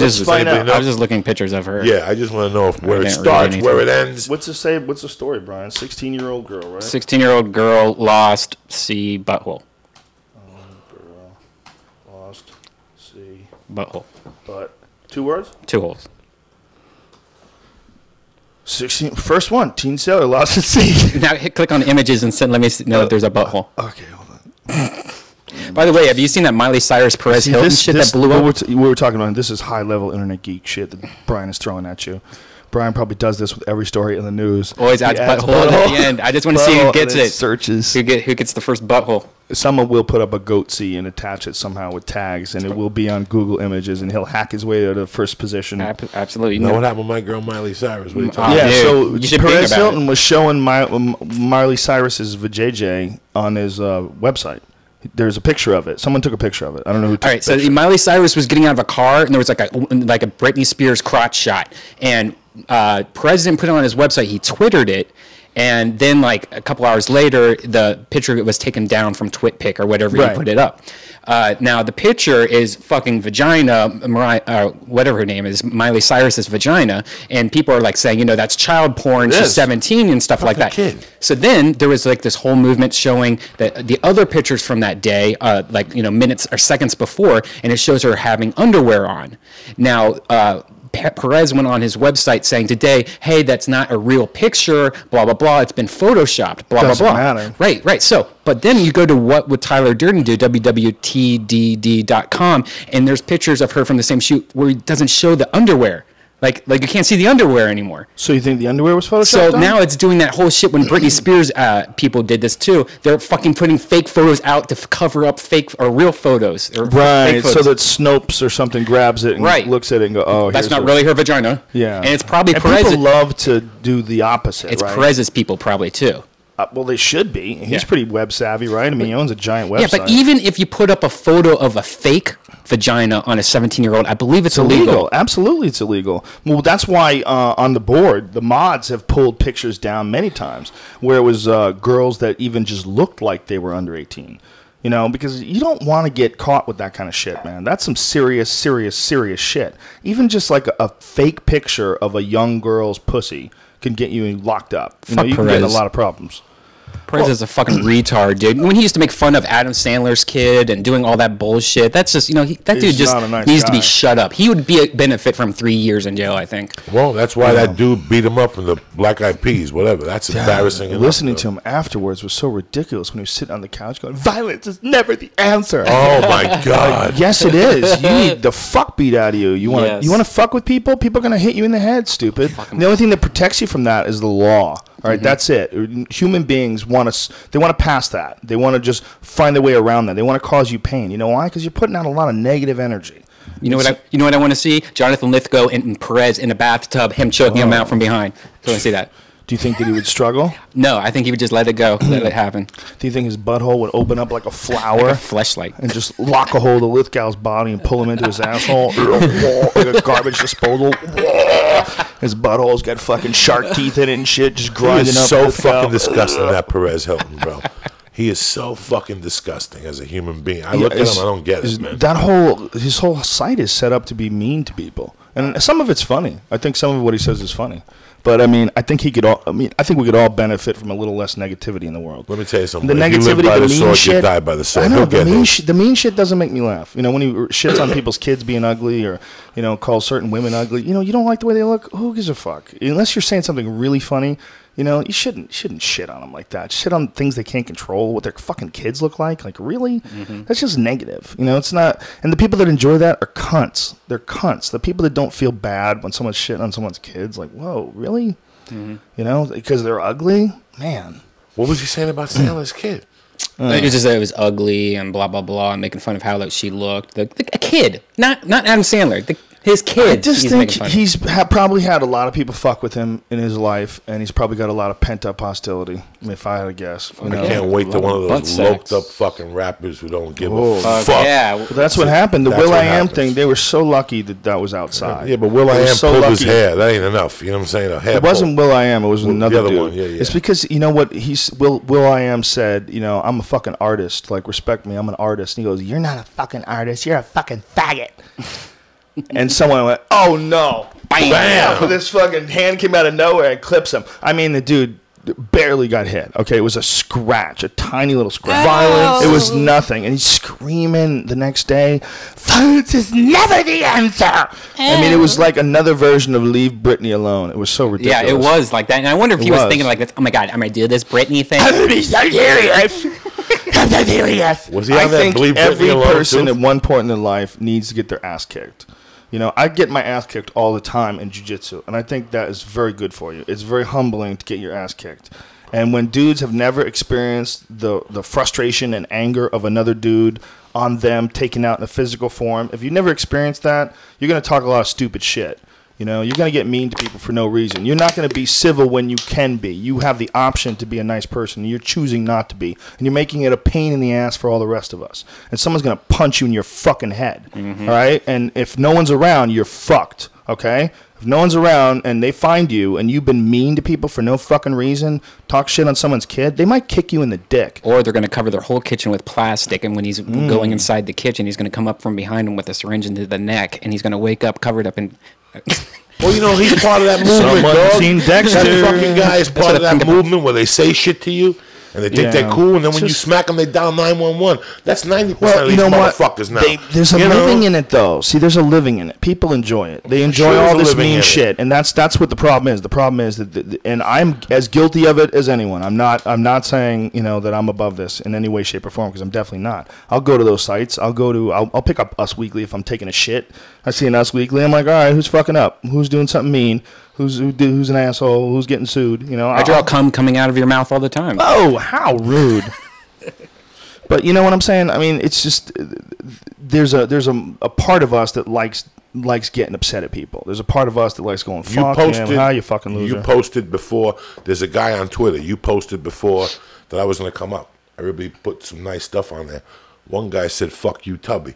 You know, of course. But what kills me is if you're going to be a tough guy, come out of the fucking internet. There's a million tough guys on the internet. Well, there's a million fucking tough guys on the internet, and when you tell them to go fuck their mother in the ass, then you never hear from them again. See, I don't fuck around. I tell them exactly, go light your mother's pussy on fire or whatever, and then they don't bother me no more. There's stuff that I don't like. Okay? There's stuff that I don't like. That's why I don't really fuck with it that much, you know? I got into it with a kid from my hometown on Facebook a couple fucking weeks ago. A Bible beater. 20 years ago, he was selling me Quaaludes. Now he's telling me that I shouldn't curse on Facebook. Oh, God. You know, those motherfuckers. I hate all that shit. You want to hear some negativity on the internet? This is a hilarious story. And this happened this weekend. I was in Vancouver for the UFC. And apparently, I got in an elevator with some dude. And the dude didn't say hi to me or nothing, but he said I gave him this look. Like I didn't like him, or like like back the fuck off look. And then he says that he said, take care, guys, and then we said nothing. And then he left the elevator like, wow, Joe Rogan's a fucking asshole. So he goes online and makes this whole thread about me being in an elevator with him and no conversation taking place at all, but me being this asshole. Like I'm giving him this look. I think I'm a badass, and I got short man syndrome, and and fucking I got problems communicating with people. Like it was crazy shit.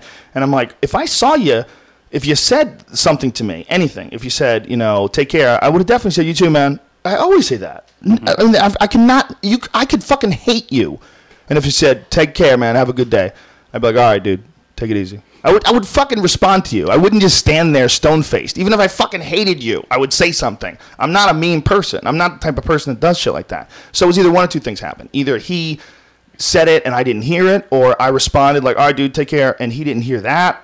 Either one. And the dude was high. This is the other thing. So he was probably a little bit paranoid and a little bit starstruck. But he makes this crazy fucking thread. And then I tell him, I get on. I said, "Hey, I'm sorry you had a bad experience, but it was probably a misunderstanding. I'm a nice guy. If you're nice to me, if you're not retarded, and you're cool to me, I'm gonna be cool to you back. I try to be cool to everybody. I'm like, it was just a misunderstanding." Well, the thread, he says, "All right, cool, man. Sorry, no big deal." Well, the thread keeps going on and on and on, and he keeps commenting on it. Like, he keeps going back to it and back to it. Like, I did something to him. And then finally I come back and I go, listen, man. I go, you're out of line. I go, nothing happened. You're making this thread about a conversation that didn't take place. Do you understand? We didn't even say a word to each other. Like, this is crazy. You're still going on about this. And then he comes back. Fuck you. I'm out of line. You fucking piece of shit. Wow. You fucking short man syndrome. You're like one of those chachis that wear those tight shirts and you walk around like you're a fucking badass. How crazy is that? And I'm like, well, he can't back down now. He has to be on or not. Crazy. Yeah, this is out of nowhere. I mean, I'm not saying anything negative to this dude. Right. I'm saying he's out of line. That's all you I'm were saying. with 4 other guys. Huh? You were in the elevator with 3 other people. No, me and Eddie Bravo. Okay, me and having Eddie a Bravo. conversation. So who the fuck is he anyway? You're having a conversation. I'm on the phone before on the way here. I stop. I'm talking to somebody, and the next thing you know, some lady comes up to me. No, excuse me. I would never come up to somebody, but that's the new trend. I'm here and you're Joe Rogan, so you have to say something. You don't have to say I don't think it was that. This is what I think it was. I think he was a little high, he was a little paranoid, and I think he's a little sensitive. And, sometimes people think they're better than you. And that fucking sucks. Nobody wants to be around if I'm around someone like an actor or someone and they get douchey, I'll say something stupid to him. If I'm around some asshole actor, it's one of the reasons why I don't like being around actors. A lot of them play fucking games. They say stupid shit to you. They say, like, I was on a set with this one guy once, and we were about to do this scene, and I'm just being cool with him. Like, all right, dude. And he's about to walk away, and he goes, you have almost no hair. And he walks away. I go, what? I go, what'd you say? Nothing. And just walks away. Like, he said something to try to fuck with my head before I did the scene. Like, picking on my hair for falling out. Dude. So then I saw him the next day. And it was still in my head, and he started to try to fuck with me again. And then I just said something to him like, dude, don't fucking get stupid with me. Don't like play little insult games with me. I go, you and I will never have a real conversation ever again. All right, you know why? Because you're a fucking idiot. I was nice to you, and you came with this. It wasn't like a joke. It was like he said something like a little slightly insulting thing, and then walked away. I mean, you could say that like, dude, your hair's falling out. I'm like, fuck you, you ugly bitch. You got a mirror, and then we could be joking with each other, and we could be friends. But when I know that someone's trying to fuck with me, like, why are you doing that? This isn't funny. Like, you're trying to be shitty with me. That happens with actors all the time. with actors, you're always dealing with a little psychological bullshit. They're all fucking tweaked out and freaked out because they don't create anything. They have to have someone come to them with scripts and ideas and pick them and choose them. It's like the only art form where somebody has to pick you so you can perform. You know, I mean, if you're a fucking musician, you do your goddamn music. You make your own shit. You're a comic, you write your own jokes. If you're an actor, you have to sit around and wait for someone to give you a role. You know, I mean, I guess you could put together your own shit and throw it up on YouTube if you want to get crazy. I've ran into something that goes along this whole line the same a couple of days ago. This guy I know wrote something to a friend of mine that was so fucked up. So I took a screenshot of it. He wrote, "You're a dirty fucking whore. Your tits look like shit. Obviously, you're desperate for attention. Get a life." 3 minutes later, he wrote, "You are so desperate for your attention. Your tits you post look like shit. You're a funny girl who is lonely." So this guy, I'm like, who the fuck is this guy? And I'm like going, somehow he has connection with Opie and Anthony. Not really sure how yet. But then I go through it, and he has this fucking envelope where it has his full address. And so, Dexter style, I Googled his address, fucking took a picture of his house, and on another Twitter account sent it to him and goes, "That's a very rude thing to say." Now he deleted all those posts and stuff like that. Oh, my God. That's how you do it. You fucking tweaked him. His latest tweets have been, "I feel really sick. I've never been this sick in my life." And stuff like that. Wow, you freaked him the fuck out. Yeah, and it's so crazy because he has, like, his pictures and his whole Twitter's a real Twitter, and he's a family guy, he has a daughter, he's a son. And I'm thinking, how do you do this when you have a daughter? Dude, that's so sad. But I'm really interested to find out what his connection to the Opie and Anthony show is, because he has all these shots from, like, in the studio with Jim Norton, blah, blah, blah. Oh, yeah, you can find out. I know. You got pictures of him and everything? Oh, yeah, I'm looking at it right now. Okay. Well, we'll send it to Anthony. Anthony can tell us, or Jimmy will tell us. Yeah. Wow. Crazy people. So this guy, I got on afterwards, and he goes back and forth and starts bringing up a video of me being an asshole to some guy from like 9 years ago as proof that I'm a douchebag. I'm like, you're trying to distract from our conversation. Like, we didn't have a conversation, all right? There was nothing took place, and you made this whole thread about it. And now you're screaming and swearing at me and insulting me. Like, what? This is craziness. Do you understand this? And so he actually came on and apologized. And then I came on and said, it's all good, you know, no harm done. It's just, I think it sucks because the fucking thread, by this time, everyone's piling on. Everyone is like, you insecure piece of shit. Like, what the fuck is wrong with you? Like, what are you, crazy? Like, so many people are saying the guy's crazy. And a few people I'm saying, I met Joe Rogan, he's a douchebag. Some of them are like making up stories. Like, you told this fighter not to sign my autograph, which is just fucking crazy. Complete horseshit. So anyway, the dude, he apologizes, and I say, it's all good. You know, I think that we all learn from being criticized. You know, it doesn't feel good to hear people say you suck, and to hear people, you know, call you a piece of shit and criticize you. But it's good, because when you realize that you're having a negative effect on people, it makes you think, like, what is this effect that I'm not seeing? Like, I'm thinking I'm doing the right thing. I'm thinking I'm living my life. What am I doing that's making people so upset with me? Like, what is it? Is it real? You know, what is it? Is it a jealousy issue? Is it an alpha male issue? Is it am I being too insensitive? Like, what is it? I think it sucks to admit that we all have like little issues, but being criticized, like especially online, I think it accelerates your social development, because it makes you a little bit more aware of what a bunch of anonymous people really truly feel about what you say. You know? You don't get that too much in real life, you know? In real life, you know, there's a lot of people that, especially like until the internet came around, they were, you know, they could bullshit their way through. You know, you could bullshit your way and charm people, but you can't fucking charm anonymous douchebags on the internet.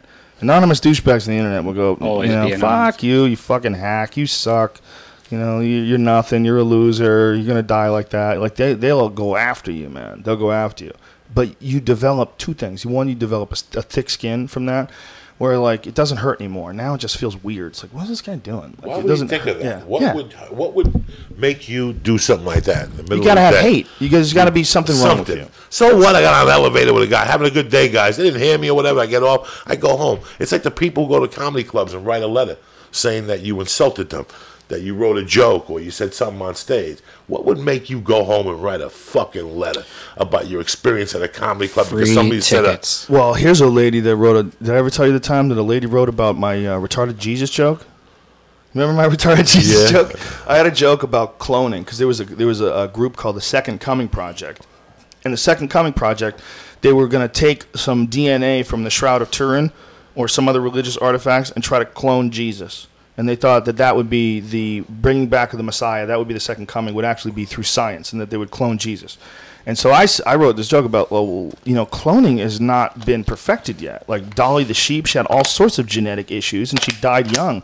And, you know, that was, like, considered a success. There's a lot of failures, I'm sure, that we never heard about that were, like, horrible genetic disasters and fucking monsters and shit. I'm like, what if they clone Jesus and the first one comes out retarded? Like, what? I mean, that's possible. Could have Down syndrome. What do? They kill it? They start from scratch, or do they just go? Yeah, maybe it's a test. It's a test. He's testing us. Instead of turning water into wine, he turns like dog shit into cookies. And I had this whole thing where they were following Jesus everywhere. He was like, "I want to go to the park today." They're like, "Don't you think we should heal the sick or help?" No, the park. So they were all in the park waiting for him to come up with, you know, the fucking answer to humanity. Joke. Well, this woman got so mad. She got so mad. She wrote this fucking. I thought it was really funny about it. She said, not only did he tell this horrible joke, but when the audience didn't respond, he insisted on talking about the same subject instead of moving on. Like, she was upset that I wouldn't move on. Like, her version of comedy is you got to do what the audience wants. Like, you're not supposed to be coming from your own head. You only do what they like. You know, it's like you're a band. They can yell out, you know, do Hot for Teacher, and you have to sing Hot for Teacher. You know, like, I thought it was funny, and there was people that were laughing. That's the same woman that doesn't change the radio station when they're talking about boobs on Opie and Anthony, you know, or whatever. So it's this fucking that's a form of retard right there. Yeah. Well, it's also a person who's very self-righteous because she thinks that she can get away with telling people what to say and what not to say. You don't have to like comedy. You don't have to like my comedy. It's not for everybody. But just either shut up or leave. You know, don't fucking get angry. Don't yell shit out at me because she was yelling out at me to stop. And stop! Like, I'm talking about your fake guy. Sorry, I'm talking about a fake retarded guy that I made up. That's killing you. Remember one of the first videos I filmed for you was I was sitting behind a guy and he was getting so upset while watching your show. And I was filming his legs starting to flinch. He was like fucking looking around. It was the Noah's Ark shit. Was it? Yeah. And then he wrote this long page letter a couple days later. Yeah, we've had a bunch of letters. Hey Joey, where does the phrase when you say science, where did that originally come from? The song. Thomas Dolby. She blinded me with science. Science. Okay. If you ever seen the video, the guy was our answer to the scientist on TV in England. He's old. If you see the video, he would just yell science. That guy's he's like our Bill Nye the Science Guy in the video. So that's it. Oh, what I wanted to talk about while we were talking about the whole Jesus thing that I almost forgot was that giant fucking statue in Columbus. Was it Columbus? No, it was Cincinnati. In Cincinnati, this fucking 70-foot Jesus got hit by lightning and caught on fire. And right across the street from it was a big billboard for the Hustler store. I love it. And the Hustler store, billboard, not a scratch. I love the quote. Yeah, it was like, I think it's kind of messed up, but the Hustler billboard didn't catch on fire. Yeah. That's just not right. One guy said, my favorite quote, one guy said, I didn't expect that. Yeah, that's what it was. Yeah. I didn't expect that. I didn't expect that. I thought the Magic Man was going to be. I mean, the stupidest thing about it is you're not supposed to make like idols of Jesus. Isn't that like even in the Bible? Right. You're not supposed to like make You're not supposed to make churches. Even doesn't that say in the Bible that he'd rather have you do it under a tree than break wood or something like that to make a church or something? Yeah. Something like that. I can't something remember. Like that. I don't know. I cannot quote the Bible. Neither can I. I just I don't know. Fucking can't make no money at the park. You know what I'm saying? Right. I can't. I don't know a goddamn thing in it anymore. I read it when I was younger. When I lived in Florida, they made us read it. They didn't make us read it, but they gave it to us, and they gave us an opportunity to read it. They handed out Bibles in the class, and I went from San Francisco to Florida, and San Francisco super liberal, had gay neighbors. My aunt used to go next door and smoke weed with the gay neighbors, and they would get naked and play the bongos together. So I was like around all these hippies and war protest type people in San Francisco. So I moved from there to like super religious retard Florida. So I'm like right around retards, and they're handing out Bibles. And this one kid, he gets his Bible. I swear to God, they were fucking 11, okay? He gets his Bible. I'll never forget this. He goes, I likes to read the Bible. That's what he said. I likes to read the Bible. And then he sits there all like crazy, like excited to be reading this book. Like, whoa. Like what that fucking kid's face and what he said it's burned into my head forever. Definitely Wapner. I went to Catholic school, and I don't remember shit from that Bible. It's so fucked up. 3-4 years I went to Catholic school, and I went to a boarding Catholic school. It's so fucked up that people should allow anyone to push any ideology on their kids. Everybody thinks that like having your kids grow up religion is no big deal, and it's good for them. I agree to give your kids some morals and set some standards of behavior, and to tell them that, about communicating with people, that what's important is you be positive, you do good things, be a good person, and spread out that good energy, spread out love. But to make the kid, to have them go to any fucking super religious school, you're going to fuck their programming up so bad. But no one is objective enough to see that. People just want to have good kids, and they want to carry on the tradition that their family had. Seems like religion as a child should start off in a different religion and then move on to Christianity or whatever. Like, it should start off as Buddhist, like, just teaching to be a good person, and then you get into like what they should do is teach you the different principles of each religion and not say either one of them is the fucking answer. Right. There's too many of them. You look at all the good aspects of all the different religions and say, well, where did all this come from? We don't know. We don't know where it came from. We assume it came from some wise people that got through a lot of conflict and figured out some way to live life, and then they wrote it down, and some of it makes a lot of sense even today. But when the book that you're basing everything on includes treating women as second-class citizens, condoning slavery, murder, a fucking angry God who punishes people by death, and you're going to burn in a fucking fiery hell, and come on, just shut the fuck up. Just stop it. You're talking goofy nonsense. You got to show me something. You got to show me a fucking YouTube clip. You got to show me something before I want to believe in this kind of goofy shit. Right. It's just silly. But in 2010, we still let that slide. We still say, well, everyone has their own freedom of religion. Do whatever you want. But if you start saying, like, stop, this is fucking completely ridiculous. You're saying your way is the only way. You're saying people should die if they dance. You're saying, people can't be gay and get married. You're saying you're imposing all your bullshit on other people. We still accept it in 2010? Except at the church of what's happening now. That's right. That's where I'm from, That's cocksucker. the only fucking church that matters in my book. It's when are we going to get past this? When are we going to step up and say, no one knows? No one knows. You don't know. Don't say you know. You can't say you know. If you say you know, you're crazy. Tell me your experiences. Tell me what happened. Throw it in the pile. Let's all sort this out. You can't tell me that, this is the way and you're the chosen people, and just shut the fuck up. Stop. All your Joseph Smith and your fucking nutty Scientology. Stop. It's all crazy. And it's fucking up everything. Because when people pretend they have the answer, it fucks up everybody else that's searching for the answer. Because there's an option to not even think. There's an option to fuck joining the search to figure out how to live the life the best way. Let's just fucking follow what these douchebags are doing. Were you ever religious when you were a kid? I made my first communion. I got thrown out of there before my confirmation. What happened? I beat up the fucking nun in the 4th grade. That's a story you tell on stage? That's a true story? That's a true fucking story. Tell me what happened. I was in the 4th grade, 5th grade, and my friends, I hung out with these two little twins, and the one kid's mother was having a baby, and he wanted to call, and the nun wouldn't let him fucking call. So he's crying. You know how twins are. One starts crying, the other one starts fucking crying. They're crying. I'm trying to learn my fucking ABCs. And I said, just let him call. And she's like, mind your business. Let him fucking call. They pay your bill. How can you not let somebody call the hospital? This isn't like a call to Joe Rogan. Hi, this is your mother. And the nun wouldn't let him. So I said, fucking get up and go. So she made me and the two other guys get up and wait outside. Then she took me into the stationery closet. And, bro, she beat him up first. And I could hear it outside. I'm in the 4th grade. Now, my mom used to always say, don't let people hit you if they hit you, whatever. So she takes me in the closet and she turned her ring around. And she just started hitting me, fucking hitting me. Where was she hitting you? In the face and shit. And my God. And I could taste the blood in my lip. And that's when I couldn't take it no more. I just fucking grabbed her and took her around, and I didn't know nothing. I just held her by the fucking throat, and I said, I'm calling my mother. This is going to fucking stop. Wow. So I grabbed her titty real quick. No, but here's what was crazy. There was a disciplinarian there that walked around with a stick, and he would hit me in the leg, and his name was Jack. He had gone to the school, and he had stayed there as a teacher's assistant. And he's the one that lit you on fire every once in a while. He would light you on fire, you know what I'm saying? What do you mean? He would hit you. He would punch you or smack Punch you? Oh, yeah. And I fucking He would punch you? Oh, bro, in the chest and shit. And I had her. Oh, my God. But if you went home and told your mother, you were kind of scared.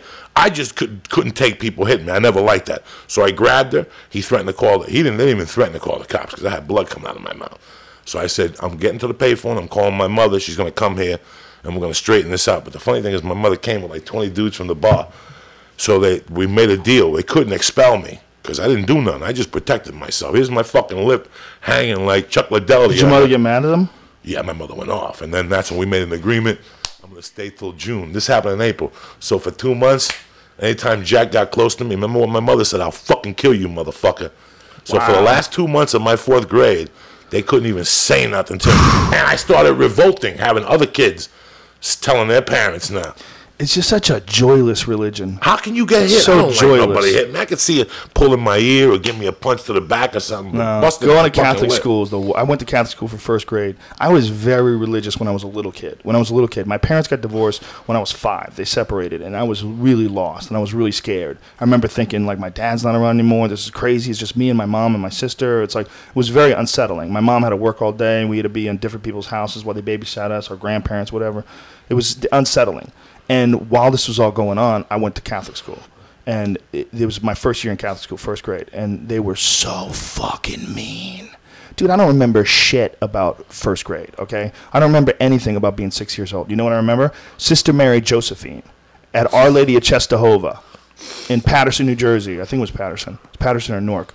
I remember that. I remember that fucking Because it was a hellhole. scary experience. I lived Religion there is for very a scary. year. I lived there for a year, okay? I went to that school for a year, and in that year, I went to school every day terrified. And every day there was this fucking cunt, old, wasted up, used up life nun that was just evil to everyone, every day.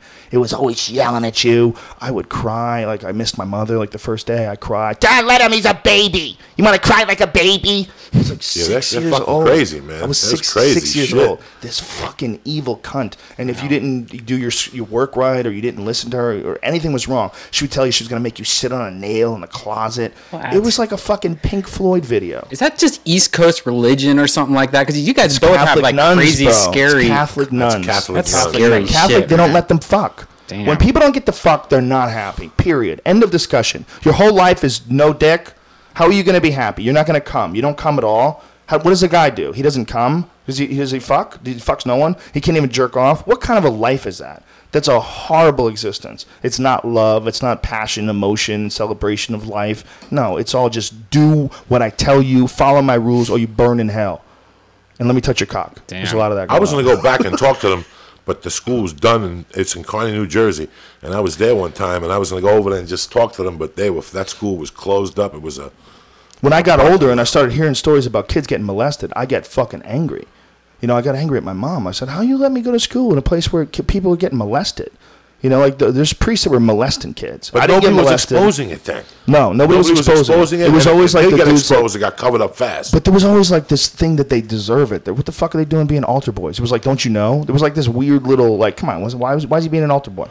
You know, it's like maybe when they're altar boys, it's like there was like almost an excuse. Like maybe he knew and he wanted it. Like it's fucking crazy. So weird because like my They're religion, monsters, man. my religion was completely different. There was a Starbucks there. There was like a band. You know, it was like kind of like a party. Religion really. is fucking Starbucks. That's totally different. Yeah, there's a lot of good religions Protestant, that are like. aren't you? I'm Lutheran. Lutheran. They become a good part of the community. It's like a nice step off point where everybody gets together and you know promises to be nice. You know, you promise to abide by the laws and respect your friends, and you have cookouts and shit. And there's a lot of positivity in being in a church. There's a lot of positive shit about any big community gathering where everybody agrees to be nice. And the best way to get everybody to agree to be nice is to say that's what God wants. There's a lot of fucking great things about church. But not the Catholic Church, bro. That shit ain't good. This fucking thing that's going on with the Pope, we've talked about it already on the show, but for people who don't know, the guy who's the Pope right now is been accused, and there's all this evidence that points to the fact that he was shielding child molesters. This guy who's the Pope, he was protecting the church and shielding known child molesters and then putting them back in action around other kids that the guy went on to molest again. And there's people that are calling for that guy to be arrested for crimes against humanity. You know, like Christopher Hitchens is called for people to arrest him and charge him with pedophilia or charge him with child rape or child endangerment or That's a crime. Whatever the fuck he did that was involved, knowingly exposed pedophiles to children Listen, I'm gonna move to you try to to a different protect the place. business of the Catholic Yeah, Church. I'm going to move you to a different place. Behave yourself. Yeah, exactly. But you didn't let nobody know. You didn't let the church know. You didn't let nobody know that this fucking guy likes to dress up as Peter fucking Pan. You know what I'm saying? You know, I mean, hey, I don't mind. If let's handle the fucking problem. But don't put him in the witness relocation plan for priests and ship him up to Albany. And 2 years from now, you got another molestation. Then they ship them across the world to Philippines. Then they're at home. And then when they do something there, they ship them to Germany. Yep. They just keep moving them around. Hey, I'm Catholic. Well, it's been proven now. If you, what is that? What is that fucking documentary? The documentary, the horrible one with the priests. Hold on, I'll find it in 2 seconds because I got it on my iTunes. Did you watch it? Yeah, I watched half of it and I couldn't watch it anymore because it was just driving me crazy. It was just so horrible. Deliver us from evil. And this is all about a guy who's just his whole life, boys, girls, just molested him, molested hundreds of them, and they just moved this motherfucker around. They just moved him around and protected him, protected the church. There's so many of them that are doing it, man. It's not like one or two. There's so many of them. It's a percentage. It's not like a small number. You know, it's fucking terrifying. And a lot of it is just accepted. A lot of people just keep their fucking mouth shut. Just avoid the creepy fucks, you know? And then I guess, like, you know, maybe some of the kids that get sucked in are like gay kids get sucked in. Who knows, you know? But it's the whole idea behind it is ridiculous. That these crazy assholes that don't fuck have a front row seat to God. Like, they have the best connection. They got God's, you know, best cell phone number. Like, it's fucking crazy. They don't even get a special spot in heaven, you know? And we all grew up with it. I mean, Joey can tell you. Anybody who went to Catholic school. Nobody went to Catholic school and had an awesome experience. I never got molested. That's the thing. Not even molested. Just beat the fuck out of. Yeah, no. Nobody even beat me. I think she whacked me with a ruler once, but it wasn't bad. It was just a little slap. You know, it wasn't anything like nobody ever did what they did to you. And, bro, don't get me wrong. I was fucking fueled crazy with that. That's why they put me there. I'm sure. Do you understand me? I'm sure you were. But it wasn't for the beating that they were giving me. Listen. Not for that beating. You're never allowed to beat a kid, period. No, that was terrible. You're never allowed to do that. That's a crazy, angry human being that had a terrible life, a lack of love. Fucking bitch. They're all angry, man. Sister Hyacinth was her name. Sister Hyacinth. Mary Hyacinth or something like that. Look, dude, if you had a choice between hanging out with an old nun or hanging out with an old porn star, who are you going to hang out with? You know, pretty simple. You know, hang out with Nina Hartley. I bet she's a nice lady. You know, I bet she has a good conversation. I bet she's cool and friendly. And I bet her eyebrows look really creepy. Her eyelashes, right? Big, crazy, fake eyelashes. Yeah. That's old school. Yeah. That's the old school look. That's a hot look back in the day. But you know what I'm saying? I mean, it's just an unfortunate choice to waste your whole life, you know, in a non-loving, non-friendship-oriented sort of a situation like that, based on a bunch of fucking silly, crazy old rules. Like, we need, as a human being, the human beings as a race, we have to, as a race, get past where we're at right now and move into some new way of, like, designing the way human beings behave and act. And it can't be based on some nonsense. It has to be based on just positive energy and success as a race, success as a neighborhood, success as a group of friends. You know, there's a way to live your life. There's a way to be positive, and there's a way to figure out a way to spread the most positive energy, and the way to be the most honest, the way to be the most creative and the most friendly and the most productive and the most satisfied. There's a way to do that, and it's not through religion. It's probably like retweeting. You know, retweeting is like a little positive bump, right? Like you said, man. Yeah. Retweets and pokes. Retweets are actually cool when someone cool retweets you. Yeah. Like, wow. I always forget to look though at the retweets because I use just the Twitter website. I don't use it too much, you know. So you have to go to like retweets, then buy. Oh, do you go to the Twitter website? Yeah, I do that. Dude, I give up on TweetDeck and all that stuff. It just keeps on timing out and all these. Yeah, it times out, but I love having all the different lines. I love having, you know, my timeline, and I try to respond to as many of them as possible. Some people get crazy, dude. Some people you don't respond to them, they get upset. And you're like, dude, I get like 100 of these in an hour. There's no way I can keep them up. Right. When you get to like 130-something thousand people, and you say something funny or say something interesting, you throw up something, I'll get like 100, 250, crazy. If it's a crazy one, it might be a couple hundred. You can't respond to them all. It's impossible, you know? But the beautiful thing about Twitter is, even if you respond to them, it's like a real quick thing. You know, nobody can send you these goddamn story of their lives. You know, some guy sent me some fucking material he wanted me to assess the other day. So the guy says, I'm thinking about doing stand-up comedy, and it's like a really weirdly written letter. Like, you tell the guy's psycho. And he wants me to review his comedy. And then he just writes out his whole fucking routine. I'm like, dude, come on, man. I don't have the time. I can't just sit here and review your comedy and tell you what I thought about this paragraph. It's like fucking a 2-page little email. Dude, you just write back, send back that email in a tweet. That's all you have to do. That's what I've been doing lately. All these people are sending me like, Brian, check out this documentary. This, this scientist and blah, blah, blah. And I'm like, dude, write it back in 130 characters or less, and I'll reply. Yeah. People need to learn how to edit in real life, too. I think Twitter's awesome for that. Yeah. Twitter's great for jokes. It teaches you to reply in like a short amount, like to get your point across in the shortest amount of words possible. Could you imagine being able to tell women that that's how you're supposed to talk to me from now on? It has to be tweets, 130 words or less, lady. Mrs. Rogan just hit me with a story the other day. It was about chicken salad as opposed to a chicken salad. And this fucking story took minutes. It took minutes. To a chicken salad. Yeah, and meanwhile, I'm on the way to the gym, so I'm getting fired up. I'm ready to fucking hit the bag and shit, fuck shit up, right? So I'm all like amped. And she corners me with this chicken salad chicken story about how, well, I always get the chicken salad at this place, but today I decided to try the chicken salad sandwich. So I ordered the chicken salad sandwich, but since I always get the chicken salad, they gave me chicken salad. So I got home, and I was like, oh, it's chicken salad. Damn it. I wanted to try the chicken salad sandwich. And then it keeps going on. Like, I got it. It's like I see what happened. He's on first base over. I see what happened. Stop it. There's a window open. She's somewhere in the neighborhood. A callback. Shiny happy jihad. Somewhere in the fucking neighborhood. You know what I mean? Chicks love to just talk. They love like reassuring communication. Some of them do. It's rash generalization, of course. But some of them just like to just keep fucking talking, man. Yeah. They just like keep talking. Yeah.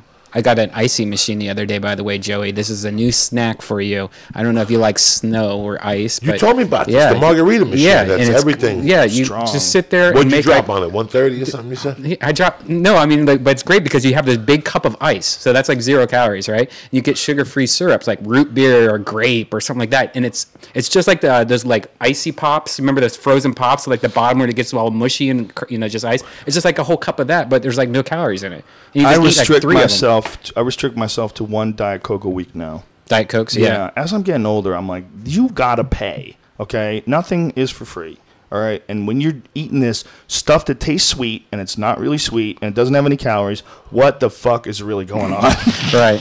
What's going on, man? I mean, you could tell me the Diet Coke is safe, and I'm sure it is. I mean, I've drinking a bunch of them. Nothing's wrong with me.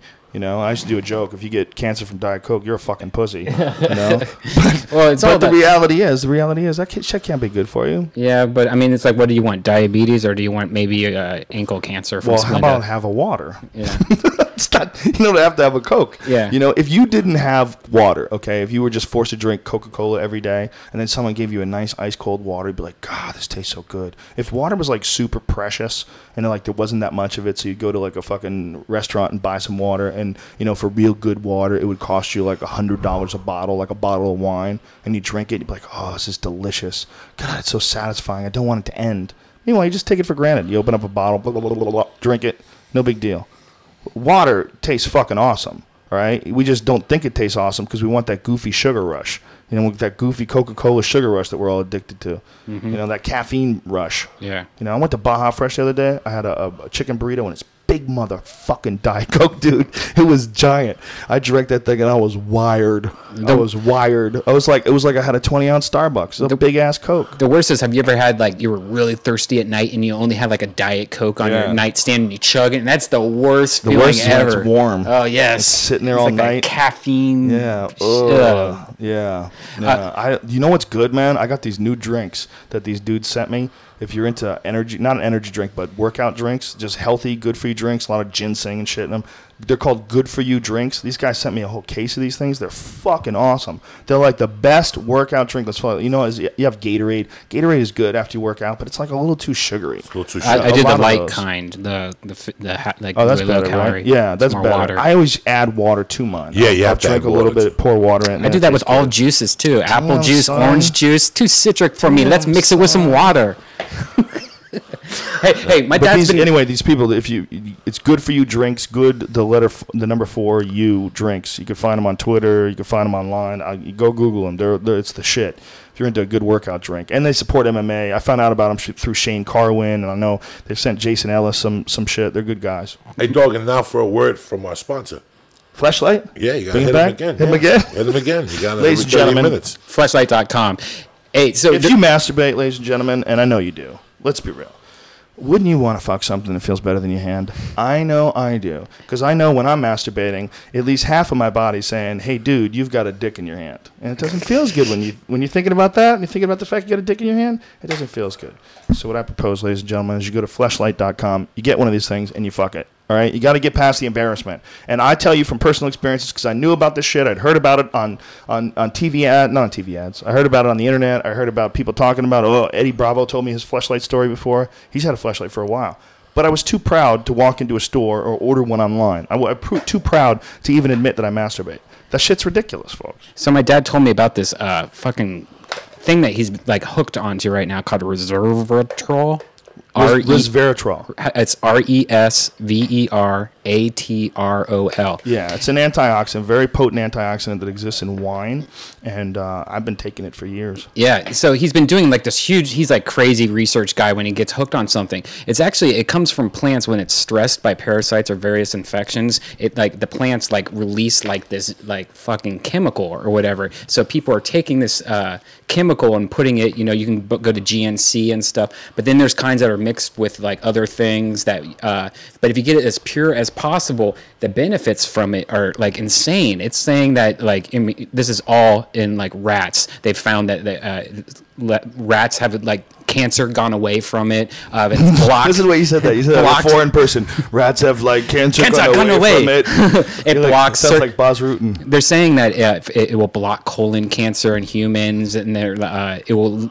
You'll be 30% more life. You live longer and stuff like that. It's also saying isn't there a difficulty in absorption though? We were talking about this before. That's what I'm saying. I've heard that your body absorbs very little of most of the brands that you buy. That's you have to find out how pure it is. And how do you do that? Where do you go? If you look on the bottle, look to see how pure it is. You want about 200 or 250 to 500. It goes up to 500, but look how the pure of the actual chemical of that. So 250 to 500 what?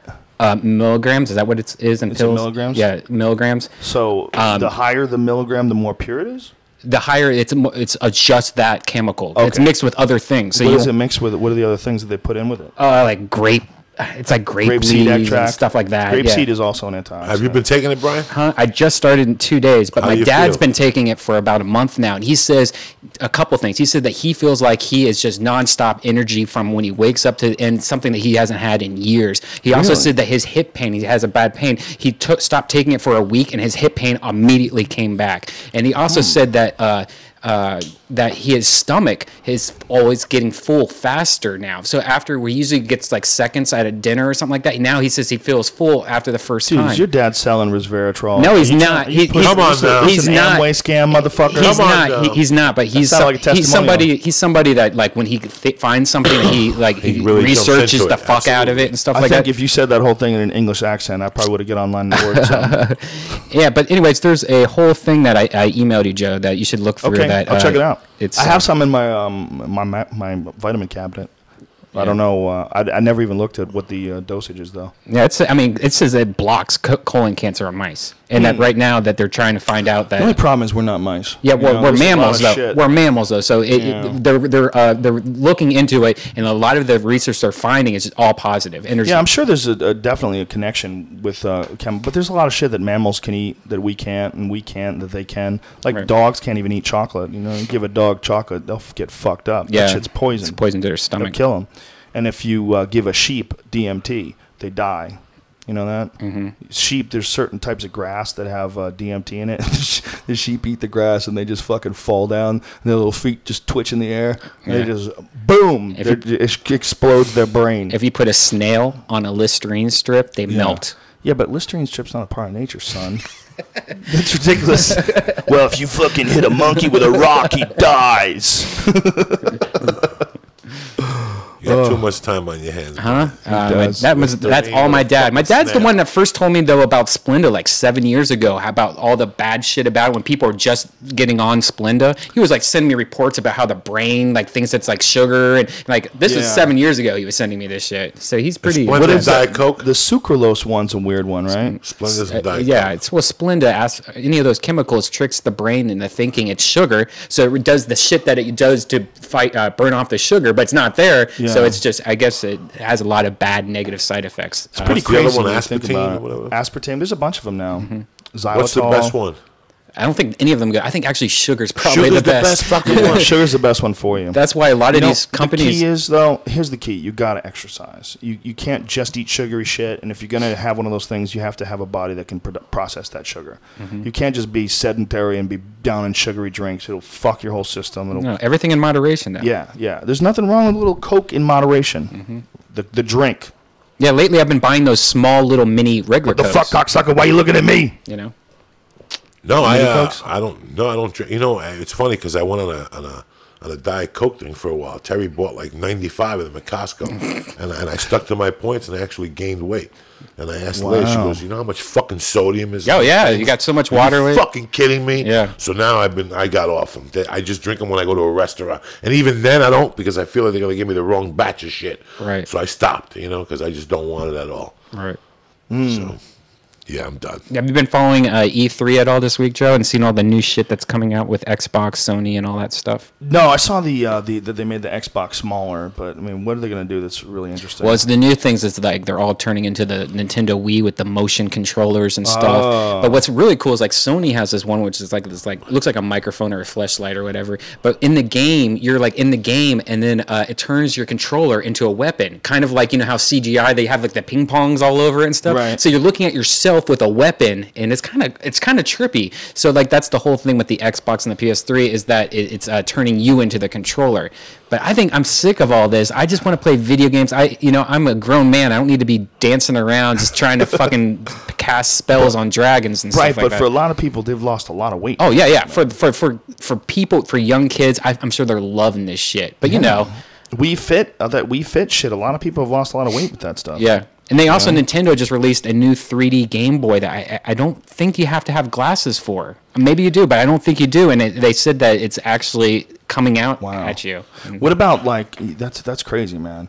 What about that Microsoft thing? There was a Microsoft thing that they're working on that was it was a motion detective thing that we're going to be able to do with martial arts games. Yeah, that's it. That's one of the things. That's what Xbox another released. one. It's called I forget what it's called now, Vizu or something. I can't remember. But So that's Microsoft's version. Xbox. Which has one's one. the better version? I think they both look. Both have positives. So I might get it. They're cheap. They're $49 for the PS3 and something like that. Do you think we're ever going to get to reality helmets? Like alternate reality helmets. It's like, remember when they had those when they were trying to do that for a while, the virtual reality. There was like a big thing, like that someday we're going to be able to put a helmet on and you'll. Go into I don't another even know world. if it's going to be like that. I was when I was in Vegas, I was talking to all these. There was a tech conference going on there, and this guy I know from San Francisco owns this whole company, and he was telling me about what was big in the tech shows. And he says, the big thing that's going to be next. He's like, porn is kind of at a dead right now with no DVDs. Fucking porn Right, we movies are talked dead. about this 3D porn. Right. So 3D porn. He says some of the Loads technology just coming at you. Right. He's like, that's going to be big, where you can just lay in bed with no pants on, and you feel like the legs are wrapping around you, and you're fucking sitting there with your fleshlight on, and you're immersed into it like a helmet. He's like, that's what's going to be big. He said the TVs weren't even that impressive. He said what was impressive this year at this convention was the digital projection 3Ds. He says that was just amazing. So that's 3D. like some help me Obi-Wan type shit. Kind of, yeah. Well, like imagine holograms? having this whole wall behind you be 3D. You're just fucking sitting there in this chair over here, and you feel like you are in Lord of the Rings or whatever. Yeah, you got to think the next thing is going to be way more immersive. Every step it's is going to be more your and more wall. immersive. The TV is going to be your wall, and it's probably going to be 3D. When it moves past the flat plane, that's when it's going to get really crazy. When somehow or another they figure out a way to bring you more into the action. Some invention that allows you to be in a virtual reality type of a situation when you watch movies. Well, the guy said at that convention they had a 40-inch TV that didn't require glasses. He said it kind of sucked, but he said he saw, just looking at it, how eventually that is going to be huge, and it's going to be 3D, so it's going to add a depth. So you walk into your room, you could have a picture on the wall of this long hallway, and you're going to feel like that's a long hallway in your room. You know what I mean? There was a thing I went to at the planetarium the other day. It was one of those science shows where you lie on your back and they take you on a tour of the all the different astrological configurations in the sky and the constellations and stuff. And so they were taking you on this tour and all this different shit in space and everything. And I was like, how intense is this? Like the whole ceiling is a fucking screen, and you're lying back. You know, it's like almost like a lazy boy type chair. You lie all the way back. Like I fell asleep even. So I was tired when I was there. I'm an old man. I fall asleep at the movies.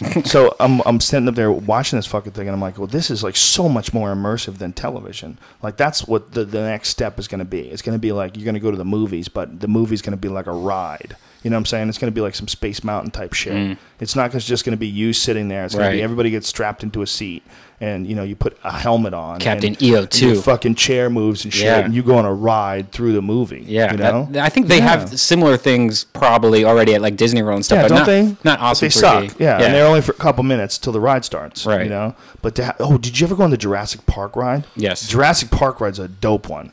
They have that's one of those. I think that's the one I'm thinking of. It's a almost all old school. No. It's not Jurassic Park. There was another one that they had. That was old school. I want to say RoboCop. Shit, I don't know what the fuck Simpsons? it was. No, there was one. I feel maybe it is Jurassic Park, but there was the one they had at Universal Studios that was all 3D. It was all rather virtual. You're in a chair and the chair moves and you go on this adventure, but it doesn't last very long. I don't remember which one it was, but it was one of those ones where you're like, wow, someday this is going to be what movies are like.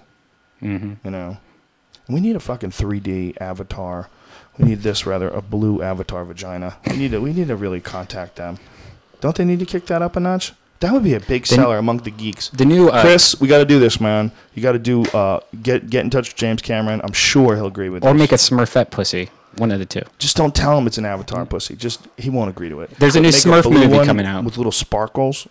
Have some little glitter on that pussy. Yeah, the new Jackass is in 3D, and which is kind of gross and weird. Did you hear about that? Yeah, but you know what? Here's the thing. I have this problem where Johnny Knoxville or Bam or none of those people have been in the news at all for like years. It seems like, you know, now in the last week on TMZ they've been in the news like 4 times. You know, and I'm almost wondering if this is just all promotion for the new movie. Yeah. You know, because smart guys. It's like, you got beat up. Isn't that what gets happen all the time? You know, right. But the problem is someone got arrested.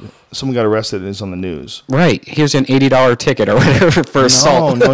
It's like attempted murder. She hit him in the head with a baseball bat. Yeah. This is like some serious assault charges. Who did? Some 59-year-old woman baseball batted Bam Margera outside his bar in Pennsylvania. Yeah. How much you want to bet? Follow that shit and see what happens. What that girl finally gets. Brian, so cynical, but so right, so often. You're right a lot. I'll tell you that, fella. You've called a lot of fake things, and I was like, that ain't fake. And you're like, fake. It's fucking fake. You get angry. Fake. Well, what's crazy is when TMZ first announced it, they were like, he's in critical ICU condition. You know, blah blah. It's looking bad. And then next thing is like, oh, just talk to Johnny Knoxville. He said he was released earlier. Yeah.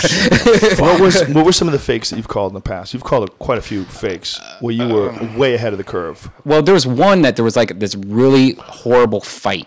And somebody had filmed it, and it looked like the dude was punching the guy. That fight, see, I think they added sound effects to a real fight. They totally added sound effects to a real fight, and it looked really bad because it was the same noise. Sound effects didn't sync up. Over again. It was not synced up. I blew up that video so you could see where the hit, you know. That's true, but I recognize from years and years of watching dudes get fucked up, that was real. That guy got punted in the head when he was unconscious, and his whole body moved dead. I mean, that's, you know what it was? That's a real aspect. I don't think I ever told you. I found out what happened about that video was actually made for one of those shocking TV things, and so they, you know how like America's Funniest Home Videos like adds like and voices and stuff to it. They pump it up.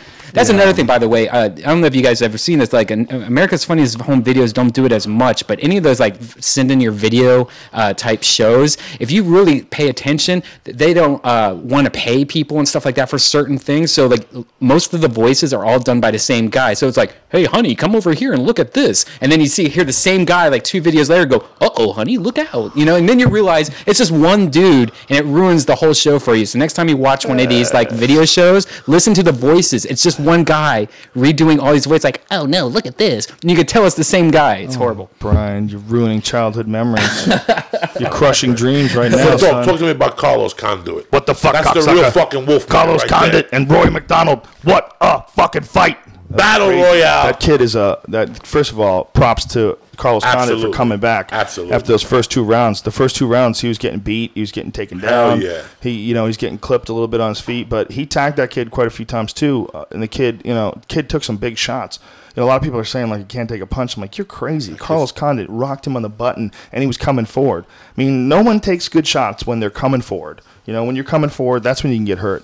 And, they had a rock'em sock'em robots fight, and then Carlos Condit pulled it out at the end, got him down, and just started blasting him with elbows, man. Hit him with some hard left elbows. Oh, my God. It was fucked his eye up. And His you know what? The socket. kid has massive class, man. After it was over and I interviewed him, he was so classy. Like, the way he handled it, there was no ego, no bullshit. The kid was like, you know what? He kicked my ass. He was the toughest guy I ever fought. I was like asking him, do you think the fight was stopped prematurely? He was like, no, he was kicking my ass. The kid was just ultimate class and honesty and just the way he handled himself, and he's so fucking talented.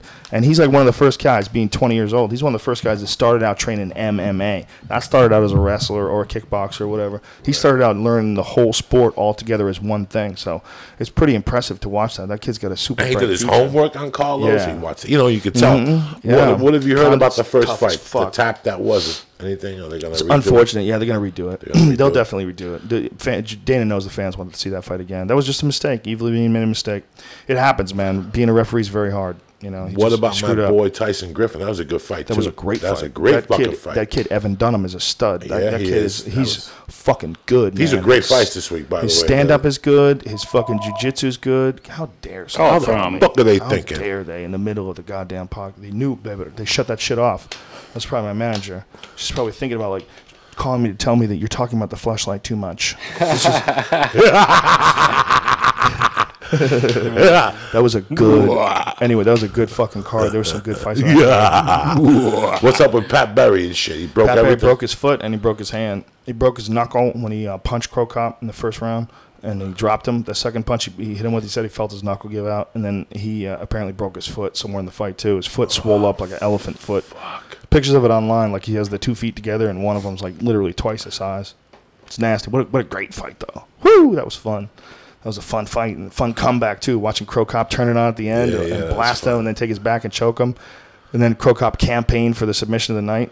That was a good card. Hysterical, yeah. Tell him, man. What do you call him? Stingy? Yeah, I don't remember what he said, He but it said was pretty something to funny. that effect. There was for him, man. I hope that's his last fight. I really do, because he's been talking about retiring. I hope he chooses to go out that way. It's nice to see a guy go out on a high note. That was a high note. That was an awesome performance. At the end, he addressed the crowd and addressed the Croatian fans, and it was pretty cool. I gave him the microphone, and I just gave it to him. I mean, it felt like I said something to him. He was so proud and so happy, and you could feel. And I was happy for the guy, and the crowd was going nuts, and everybody was happy. And I looked down, I saw those Croatian flags, and I remember him talking about how many Croatian fans are going to be here in Vancouver, because a lot of Croatian people live there.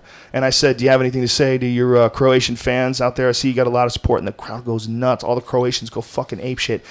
And then I just knew I was going to give him the mic, and he knew I was going to give him the mic. I didn't say anything to him. He didn't say anything to me. I just handed him the mic, and he took it, and he just started walking and pacing and talking in his native language, and the crowd went nuts. It was just a beautiful ending. If he decides that he doesn't want to compete anymore, I mean, who knows? He might decide.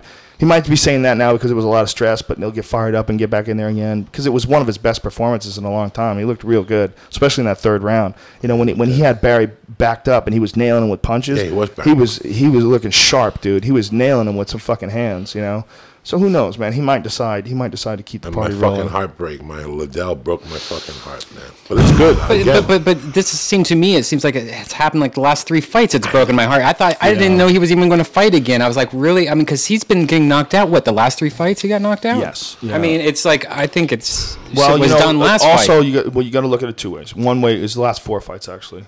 He had one in there with Vanderlei in between, and the Keith Jardine one actually was after the Rampage loss too. So 2. You got to look at it 2 ways. One, you got to look at it the fact that the guy is fighting top level talent. I mean, Rampage knocked him out. He got knocked out by Rashad, and he got knocked out by Shogun, and then he got knocked out by Ace, Rich Franklin. So you got to think about those are 4 killers. Yeah, it's unfortunate. Yeah, it's very hard to watch him lose like that, especially when you grow. Basically, I came up in the UFC watching that guy fight. The first fight that he ever had in 1998, I was there live. I saw him fight. I think he fought I think the dude's name was Noe Hernandez. Noe Gonzalez. Noe Hernandez. Noe Hernandez. Noe Hernandez, though, is the comedian from Noe the Comedy Gonzalez Store. is- Noe Gonzalez is the comedian. So it's Noe Hernandez is the fighter, right? The guy had real When they good said that hands. too, I Yeah. always go, what? He fought a boxer, a real good boxer, and it was a good fucking fight. And I'd seen a bunch of Chuck's fights. I saw the fight that he had. I wasn't there live, of course, but I saw the fight that he had in Brazil against Pele in Vale Tudo. This is back when Pele was in his prime. Pele was one of the baddest motherfucking Muay Thai guys to ever come out of Brazil. And he's one of the guys that helped train Anderson Silva. And he was the best shoot box guy. Knocked out Matt Hughes with a knee. Knocked out a lot of dudes. He was a killer. So anyway, Pele is fighting Chuck Liddell, and he fucking head kicks him. Boom! I mean, with a shot that would kill a normal man. Chuck goes down, gets right back up. He head kicked him twice in that fight and dropped him. At the end of the fight, Chuck's on top of him, beating the fucking shit out of him. Bare knuckle into the netting on the bottom of the rope. The bottom of the rope has a net, okay, so that you can't slide out. So you got to get stuck in there and take your beating. So Chuck's on top of him, just fucking punched him in the face. I mean, it was a bare knuckle, old school, no rules war. I mean, this is the kind of fights that guy was involved in. He wasn't just involved in like the UFC 5 rounds, you know, for the championship title, 5-minute rounds. Nevada State Athletic Commission presides over it. No. In Brazil, in the jungle, okay? You know what I'm talking about? He's fighting. No one in the audience has shoes on, okay? They're fucking screaming and yelling. Those IVC Valley Tudos, those were savage fights, man. There was always like brawls would break out. Renzo Gracie got stabbed in one of those, okay? He's fighting with Taddeo, I think that's the guy's name, Eugenio Taddeo, who's an old school luta livre guy. And Renzo, of course, you know, old school Brazilian Jiu-Jitsu, Gracie family guy. And they're fucking battling out, and the lights go out, okay? Somebody kills the fucking power, you know, and there's a lot of speculation who did it. Maybe they thought that someone was getting their ass kicked. Who knows? There's a fucking crazy mad scuffle goes on. Renzo gets stabbed, okay? Fucking people are stabbing people in the audience. I mean, these are the kind of fights that Chuck Liddell went through. I mean, he did it all. He fought in the early days. He fought in the first time in the UFC. He was wearing shoes. He was wearing wrestling shoes, kicking dudes. You know, there was like very few rules. You know, things were totally different back then. And that guy's been through so much. He's been through it all. You know, it's just the last few guys that he fought, he's a step below. You know. I mean, he's a step behind where he used to be. If he was fighting lower level competition, like say if they put Chuck against, say, some of the guys that fight at 205 on The Ultimate Fighter, or some guys that are like lower level guys that don't have the kind of stand up he has, he'd be fucking a lot of dudes up. Do you think though that his brain just wants to go to sleep though? It knows that like, hey, I know what a knockout is now. He's lost his chin. That is what everybody says, and that is what happens with fighters. That is what happened with that. There's no getting away from that. At a certain point in time, I mean, it happens. Joey knows it. It happens with football players, right? Steve Young and whatever. Once they got hooked on it, they never got off it. Yeah, when guys start getting knocked out, it's just when you've taken a certain amount of concussions, you know. I seen him get hit on the side once. Bathrooms, yeah. He got hit on the side and he went out. We'll talk afterwards because you're not mic'd up.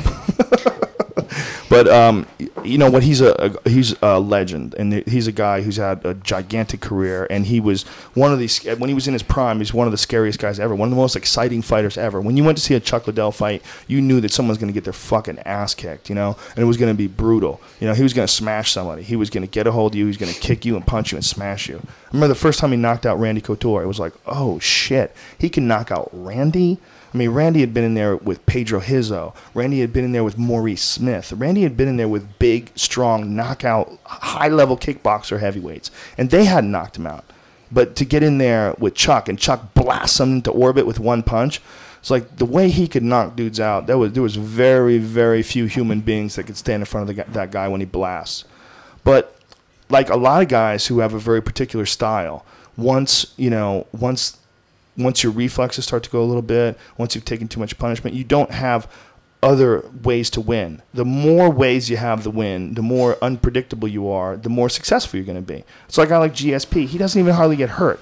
I mean, he got hurt by Matt Serra, but he got clipped, and he says he didn't take Serra. He took Serra a little bit lightly. But if you're the type of guy that nobody knows what the fuck you're going to do, whether you're going to shoot and go for a takedown, or whether you're going to stand and bang, if you're cautious but you know when to attack and when to move, you got to be like always one step ahead. It can't just be just run in there and brawling. And Chuck was so fucking good at running there and brawling. He had such a good chin. He was such a good counter puncher. You know, he kind of based his whole style on that. And because of that, he was one of the most successful guys and one of the most exciting guys. But, you know, that's not the style that allows you to keep going deep into your 40s. Like Randy Couture, He's got a safer style. Like, he stands with guys, but he just wants to get a hold of your ass. He wants to get a hold of your ass, press you up against the cage, beat the fuck out of you, kick your knees, kick your legs rather, knee you in the legs, elbow you, punch you, get that dirty boxing going, and then hopefully get your ass on the ground, beat the shit out of you down there, and then choke you. And that's how Randy's rocking it these days, especially like in the Coleman fight. Whoa, that's loud. Sorry. In the Coleman fight, you get to see him, in the Coleman fight, like, he had a totally different strategy. Beat Coleman standing up and then took Coleman down and choked him. He's diversifying, adding more shit to his game. I think if Chuck had done that in this fight, he would have been, a lot better off. But I think he hits so fucking hard, and he's so used to blasting guys and has so much success that it just feels good to him. And once it starts going, he just chases these motherfuckers down. He wants to blast them. But Franklin caught him with that really well-timed right hand, and he caught him overcommitting. So Chuck was moving forward, and he just catches him with that counter. So even though it didn't look like the hardest punch in the world, Rich is a hard puncher, and Chuck was moving forward. And so it was a hard shot, man. It busted open his lip. Did you see what his lip looked like? It was bad. It looked bad, a big cut. So it wasn't like a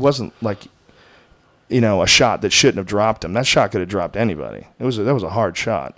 And I think 2 years ago wouldn't have dropped him. I think it would have rattled him a little more. Maybe. I think he's gotten this in his head. It's just, when I had the sleep apnea at first, when you first have it extreme, you wake up like this, Joe.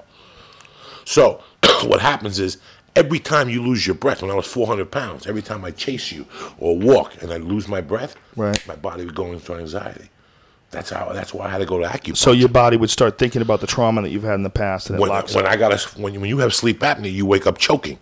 You wake up on your feet going like this, grasping for air.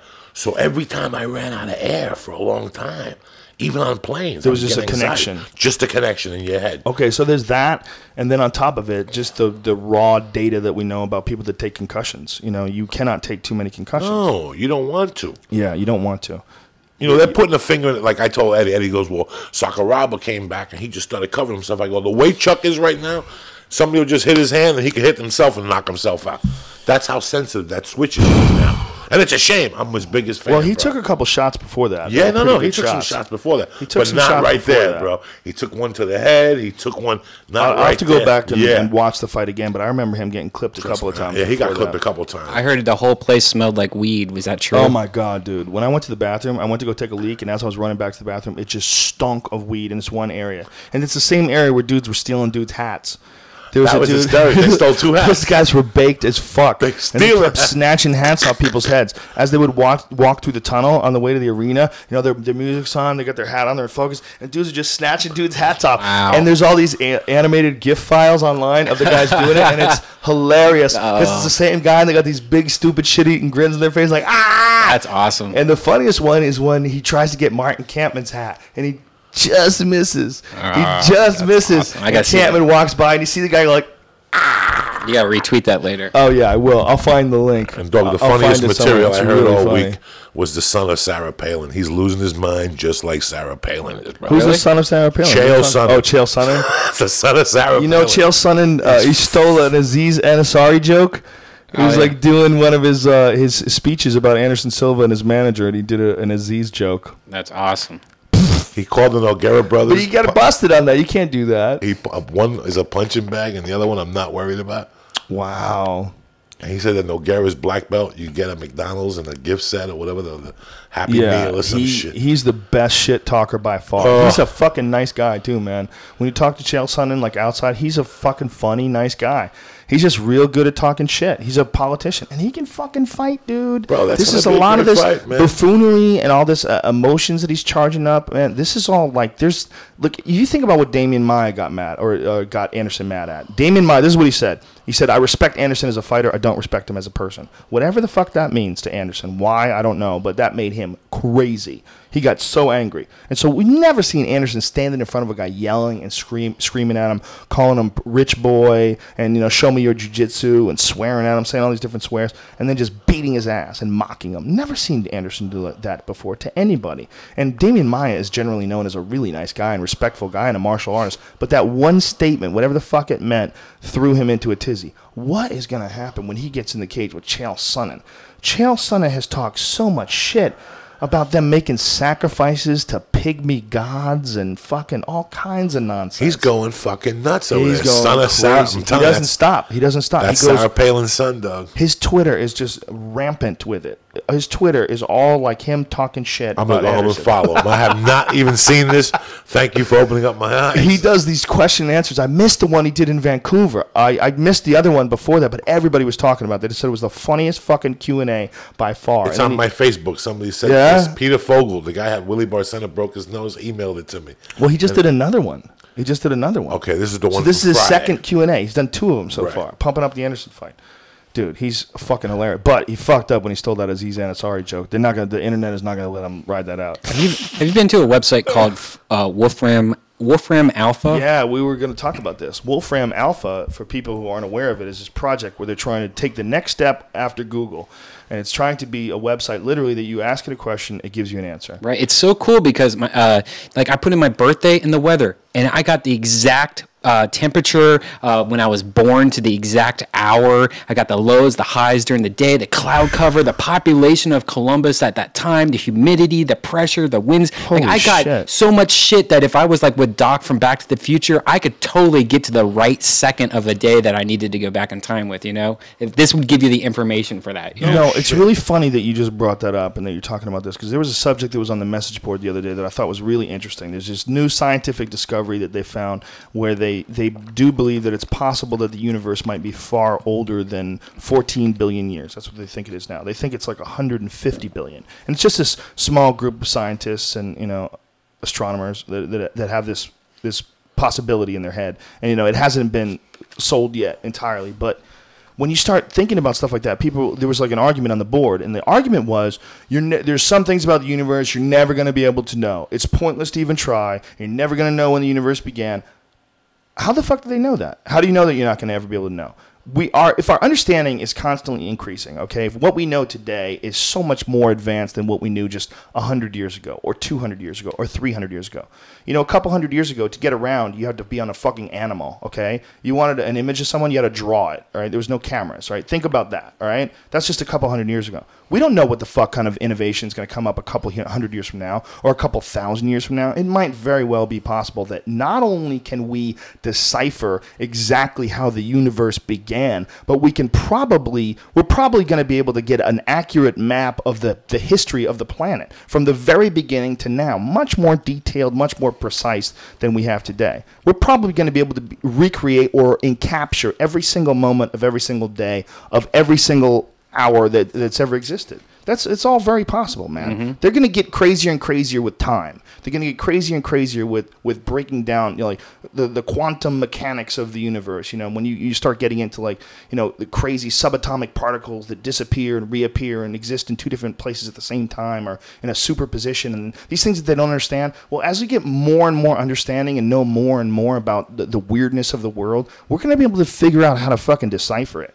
You know, and it might be that, like, you know, like a time machine, when they invent a time machine or something like that, or whatever the fuck you want to call this next stage of understanding of matter. When they invent it, the idea of a time machine is the only way you're going to be able to travel back in time is once the first time machine's invented. So they're going to invent a time machine, and you can't go before that, but what you can do is anything from that will be able to come back to that point. So everything that exists from now until whenever, you can access it as soon as they invent a time machine. Why not? Why fucking not?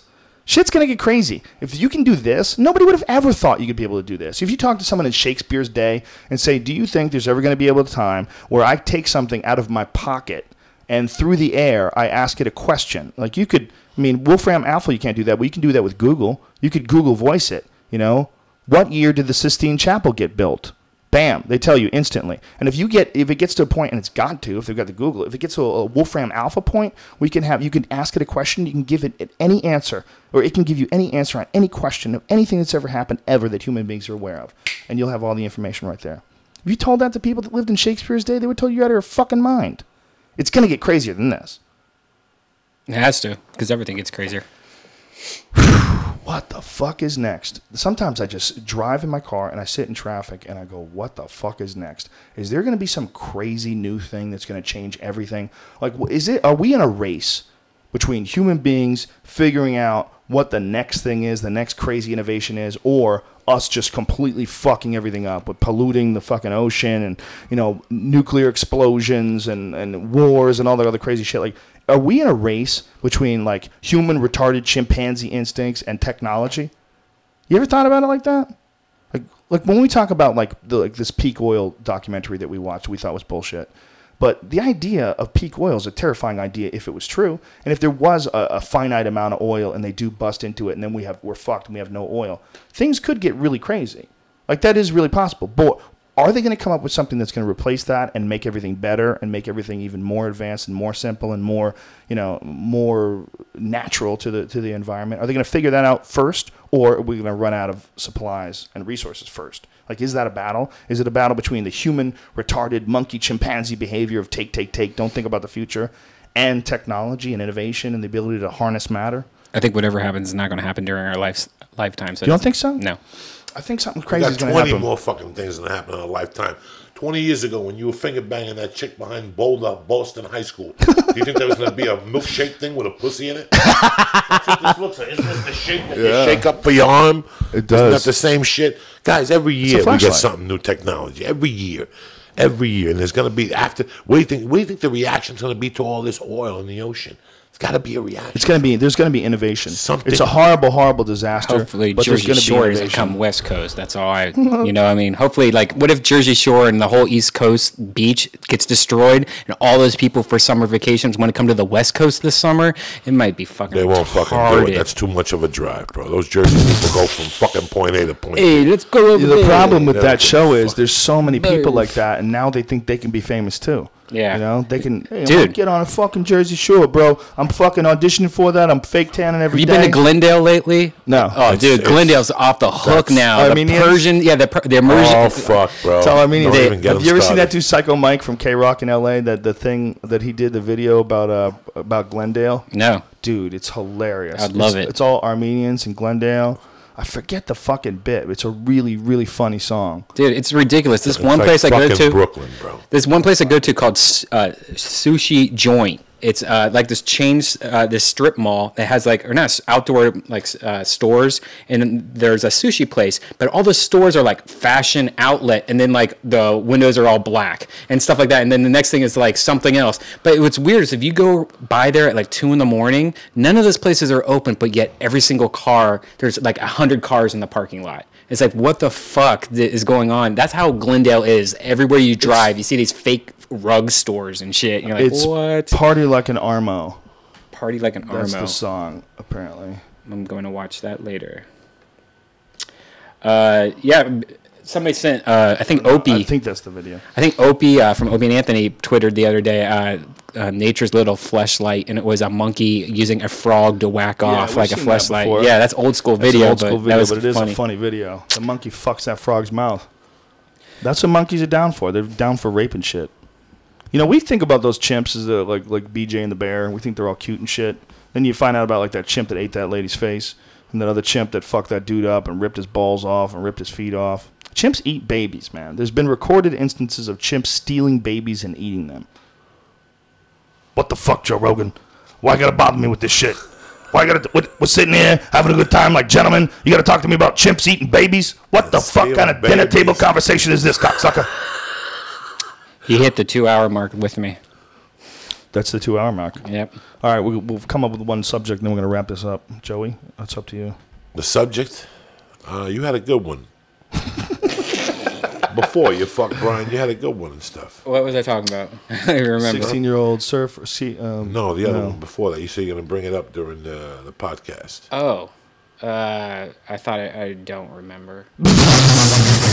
I can't order an iPhone. What kind of shit is this? You're the fucking Captain Kirk of this program, and he couldn't order an iPhone. One more time for this. I was one more word from our sponsor. I was up from 1 a.m. till 3 a.m. just trying to access the iPhone. Oh no, I know I wanted to talk about that fucking guy, that Christian warrior who went looking for Osama bin Laden. Yeah. That's what I wanted to talk about. If you don't know this story, there's a fucking dude who is this just old white guy who's this Christian warrior from America who he got a sword.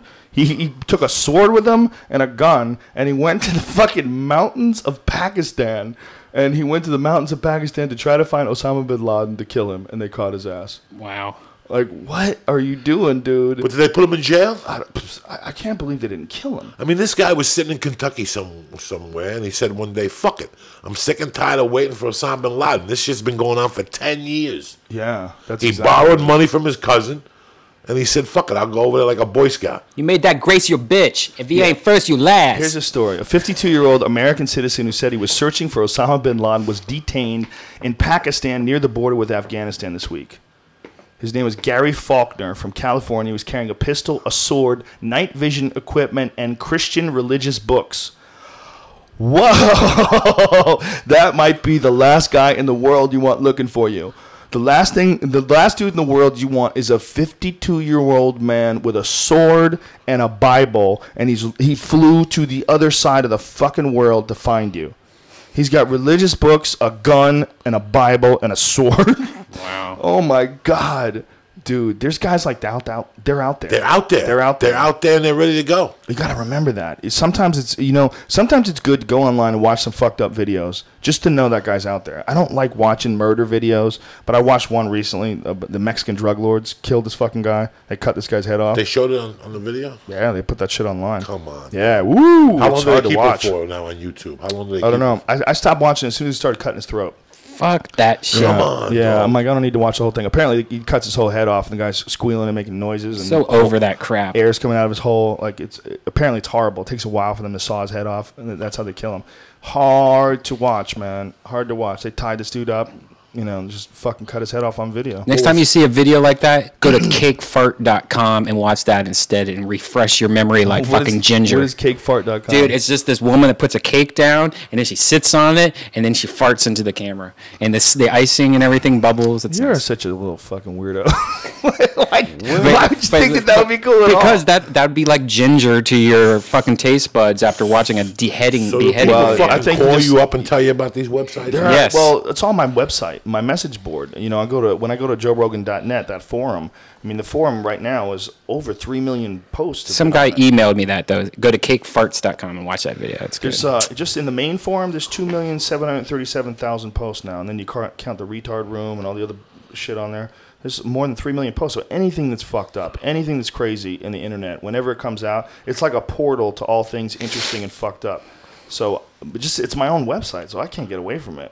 If there's anything nutty that's out there in the world, I have the choice whether or not to watch it, but I don't have the choice whether or not to know it exists, because someone's going to put it up there, Like that human centipede, I dodged that human centipede video for a long time, because I thought that it was like a short clip, something fucked up, like somebody who's mutated or someone who did something crazy to somebody. But then it turns out it's just some nutty horror movie. You know the whole story behind the human centipede? Mm-hmm. Did you go fucking see Splice? No, I downloaded it, but the people who are pirating it don't like the movie, so they don't care about the quality of the torrents right now. So I have to wait till, because it's so bad I couldn't even watch it. It was like I'm not going to pay to see this movie. Just a bad either. version. Yeah, it was a horrible version. Like halfway through, the cameraman's like, "Oh, this sucks."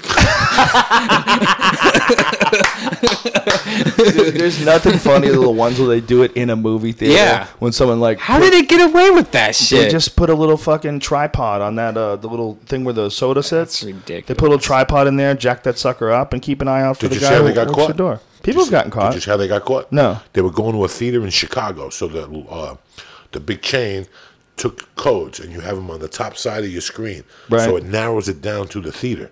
Oh. And that's how they nail you now. So they can break down the images and they can As soon find as out where they the code find is. the movie, boom, they go to the top. And it was out of theater, out of, like, where did we go? What's that club we went to? It wasn't Chicago, but it was the one with the owner. Yeah, Schaumburg. It's like right in that area, because I remember them showing it, and it was an AMC, and AMC said, fuck it. So they put codes on the film now. But how do they know who did it, though? They don't know who They did it, went- but I guess the theater is getting Yes. charged for it, so Yes, they that's have to what make she sure they is. have ushers that go in and look for cameras and crap Whoa, like so that. they find the theater? Right. With this theater probably. here, at this theater here, this ring, all the ushers were part of the ring. Oh, okay. So that's how they knew that it was the screen on. Dude, I used to buy old school bootlegs back in New York. We could walk down the street, be walking home from a comedy club, and there'd be some fucking guy who was like had a little box out looking for copies. These are the same people. They just put the Yeah. video on the computers. Yeah, put the these same- guys would do it on same copies. VHS. They would make copies, and every fucking copy would be, shittier and shittier. So if you came to do like a couple weeks after the movie was out, you're getting like fourth and fifth generation VHS copies of some fucking Bruce Willis movie. So tomorrow you're going to have Bill Burr on the podcast. Bill Burr's coming in tomorrow at 3 o'clock. Cool. And this weekend I'm in 3 different places. Yeah. I'm going on a fucking mad Canada tour. I'll tell you where I'm at right now. And we should, at the end, we should always sponsor is fleshlight.com. We talked about the Fleshlight 100 times. I know, but in the contract, we have to do it at the beginning and the end. Oh, really? Do we? Yeah. Really? Yeah. And we have to say Contract, Fleshlight. schmonk track. All right, I'm in Saskatoon on Thursday night at the Saskatoon Arts and Convention Center. I'm in Grand Prairie, Alberta, at the Grand Prairie Regional College, and then I'm in Winnipeg and at the Burton Cummings Theater. So this is my just 3 Canada stop weekend. Looking forward to that. Canada's always a good time. They won't let Joey Diaz up there because he's a fucking criminal. You ever try to get to Canada? Yeah, they turned me down 2 years ago. What do they say? They didn't tell the club what it was. They just said my passport was no good. and I didn't know what it was. Canada doesn't let you in if you have assault. They don't let you in if you have a felony. They don't let you in if you're a drunk driver. They don't let you in if you're fucked up at all. Believe a DUI even. And they don't fuck around, man. But you know what? It's one of the reasons why Canada's so nice. Canada's fucking nice, man. People are nice as shit up there, especially in Vancouver, because Vancouver doesn't really get that cold. You know, it doesn't get like Boston cold. I mean, it snows a little bit here and there, but it's mostly rain in the winter. You know, pretty temperate climate. A little rainy and shit. You know, it gets rainy, but god damn, it's cool up there. Restaurants are awesome. People are cool. The UFC there was fucking fun as shit. I had a good time, but it sucked because I couldn't do a show. Because I usually get booked at the Red Robinson Theater, and unfortunately they had a gig there already, and they couldn't cancel it, and I couldn't. So they didn't want me doing a local show, either like a little place. I'm like, what if I just do like a little rock club or something like that? They wanted me to not do it. Dog, they moved the UFC from Utah because they couldn't sell tickets. Couldn't sell any tickets on Sunday, man. That's the Jesus Day, bro. Awesome. That's right. It's like the Chick-fil-A day. Dude, Utah is very religious, man. People are very religious. You know, it's a strong Mormon community and a strong religious community. Just people don't want to go out on a Sunday night. It's tough to sell tickets. That's amazing. Everywhere else, the UFC sells like it's, and then Utah on a Sunday. But you know what? You know, you can criticize that. No, I'm not criticizing. I just couldn't believe it. I could. I'm saying myself. But you know, you look at it like Utah's a nice fucking place yes, to live. It is. Yes, people it are is. nice there. You know, it's a pretty decent place to live. And I heard a lot of those Utah girls are kind of slutty. Of course they are. All religious girls I was are. in Utah. I used to do comedy there. It's fucking crazy. They get a little crazy, right? The Army base. I used to do comedy there. So I used to drive up there from Boulder and shit. You know what I'm saying? If you want your kid to be a freak, number one rule of thumb is make him religious. Because you're going to get one or two things. You're going to get a really crazy, scared, religious adult, or you're going to get someone who rebels, just sucks the cock when they with snap. abandon. The first time they suck that cock at 16, she just snaps. She takes that fucking cross and it's over. The cross curls up. It's like the fucking exorcist. You know what I'm saying? The darker the berry, the sweeter the juice. Oh, fuck yeah. Oh, she can't wait to get some black dick too, right? The cross is a target. What? The cross is a target. What? For what? Brian, you know what? Just took it to a bad place. There's no need to end the show on such a sour note. Jizz on the baby Jesus. Well, ladies and gentlemen, if you want to follow Joey Diaz exploits on Twitter, is Mad Flavor on Twitter, MADFLAVOR, and also JoeyCocoDiaz.com, right? Yeah. The website, JoeyCocoDiaz.com. And do you do a Facebook? Yeah, I got a Facebook. What I is have your no fucking idea. Just Joey It's Diaz. out there. Find me, Fucking cocksucker. What are we playing games here? You want to fucking friend me or what? So follow him on Twitter. Fucking hilarious, dude. Where you at this weekend? Donna Summer on Friday, bitches, at the Hollywood Bowl. Oh, you're gonna go see? Are you really saying that? Fuck yeah! If you want to come, Friday? Yeah, I got studios. I got fucking tickets. They're inducting her in the Hall of Who are Fame. you having butt sex with that night? Nobody. No one. Nobody. What? And we can take a bus right from your house that drops us off right in front of the fucking. Do you have any Donna glow Summer. sticks? I got glow sticks. I got a pacifier. Let's get there. There's a Let's pacifier do it. right there. I Joe know. Rogan's. Joe, can we use your girl. pacifier? No. You know what? I forgot how fucking good Donna Summer was.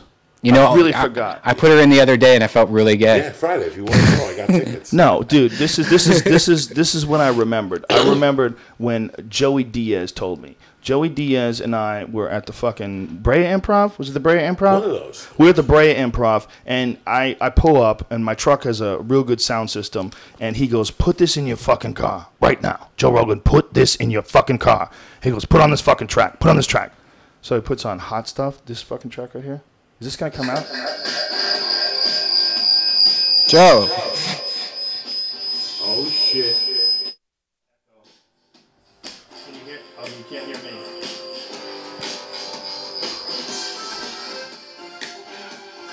Yeah, so for you people on iTunes, Joe's playing a song. And he's dancing. And Joey Diaz is doing the wave. Go, Joey. And you can find me at Hitting my redband.com. heart out, baby. Finding some weed to smoke. I'm trying to, sorry for the volume right now, I'm trying to turn it down because Joe's going to kill all your ears. Mute, mute, mute, mute. Mute your laptop. There we go. Ladies and gentlemen, that's not the most professional thing in the world. The point is, sorry about that. shouldn't have me pushing buttons over here, Brian. I don't know what the fuck right. I'm doing. Oh, what? Right. It's not me. No, I'm saying it's me. Shouldn't have me. I don't know what the fuck I'm doing. The point is, I forgot how fucking good Donna Summer was. We were smoking a joint outside the Brea Improv in the parking lot, and Joey puts on hot stuff, and I wrote a song about it. I wrote a blog about it. About Donna Summer was a badass. Oh, it's amazing. Some of that old I wrote a blog about that night because it was so powerful. I was listening to that music. I'm like, God damn, that music was good. That chick didn't give a fuck.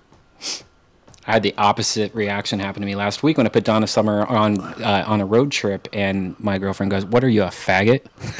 I was like, "Yeah, this does sound pretty gay when you say it like that." That doesn't sound gay at all. She had some jamming songs. Toot. Beep, beep, beep, beep, beep, beep, beep, beep, beep, beep. Beep, beep. Like I said, she's a very intelligent girl. Well, you listen, everyone's got their own taste, Brian, but to diss Donna Summer is just totally unnecessary, man. That's right. Every now and then you gotta respect that there's some shit that's not, it's not like cool to like, but it's fucking it's good. totally not cool to like. Like Journey. I agree. Dude. I was in a bar the other day and Journey, Don't Stop Believin' started playing. Great. And I was like, God damn, that was a good fucking song. Oh my God, Journey! I listened to the one, Summer Night.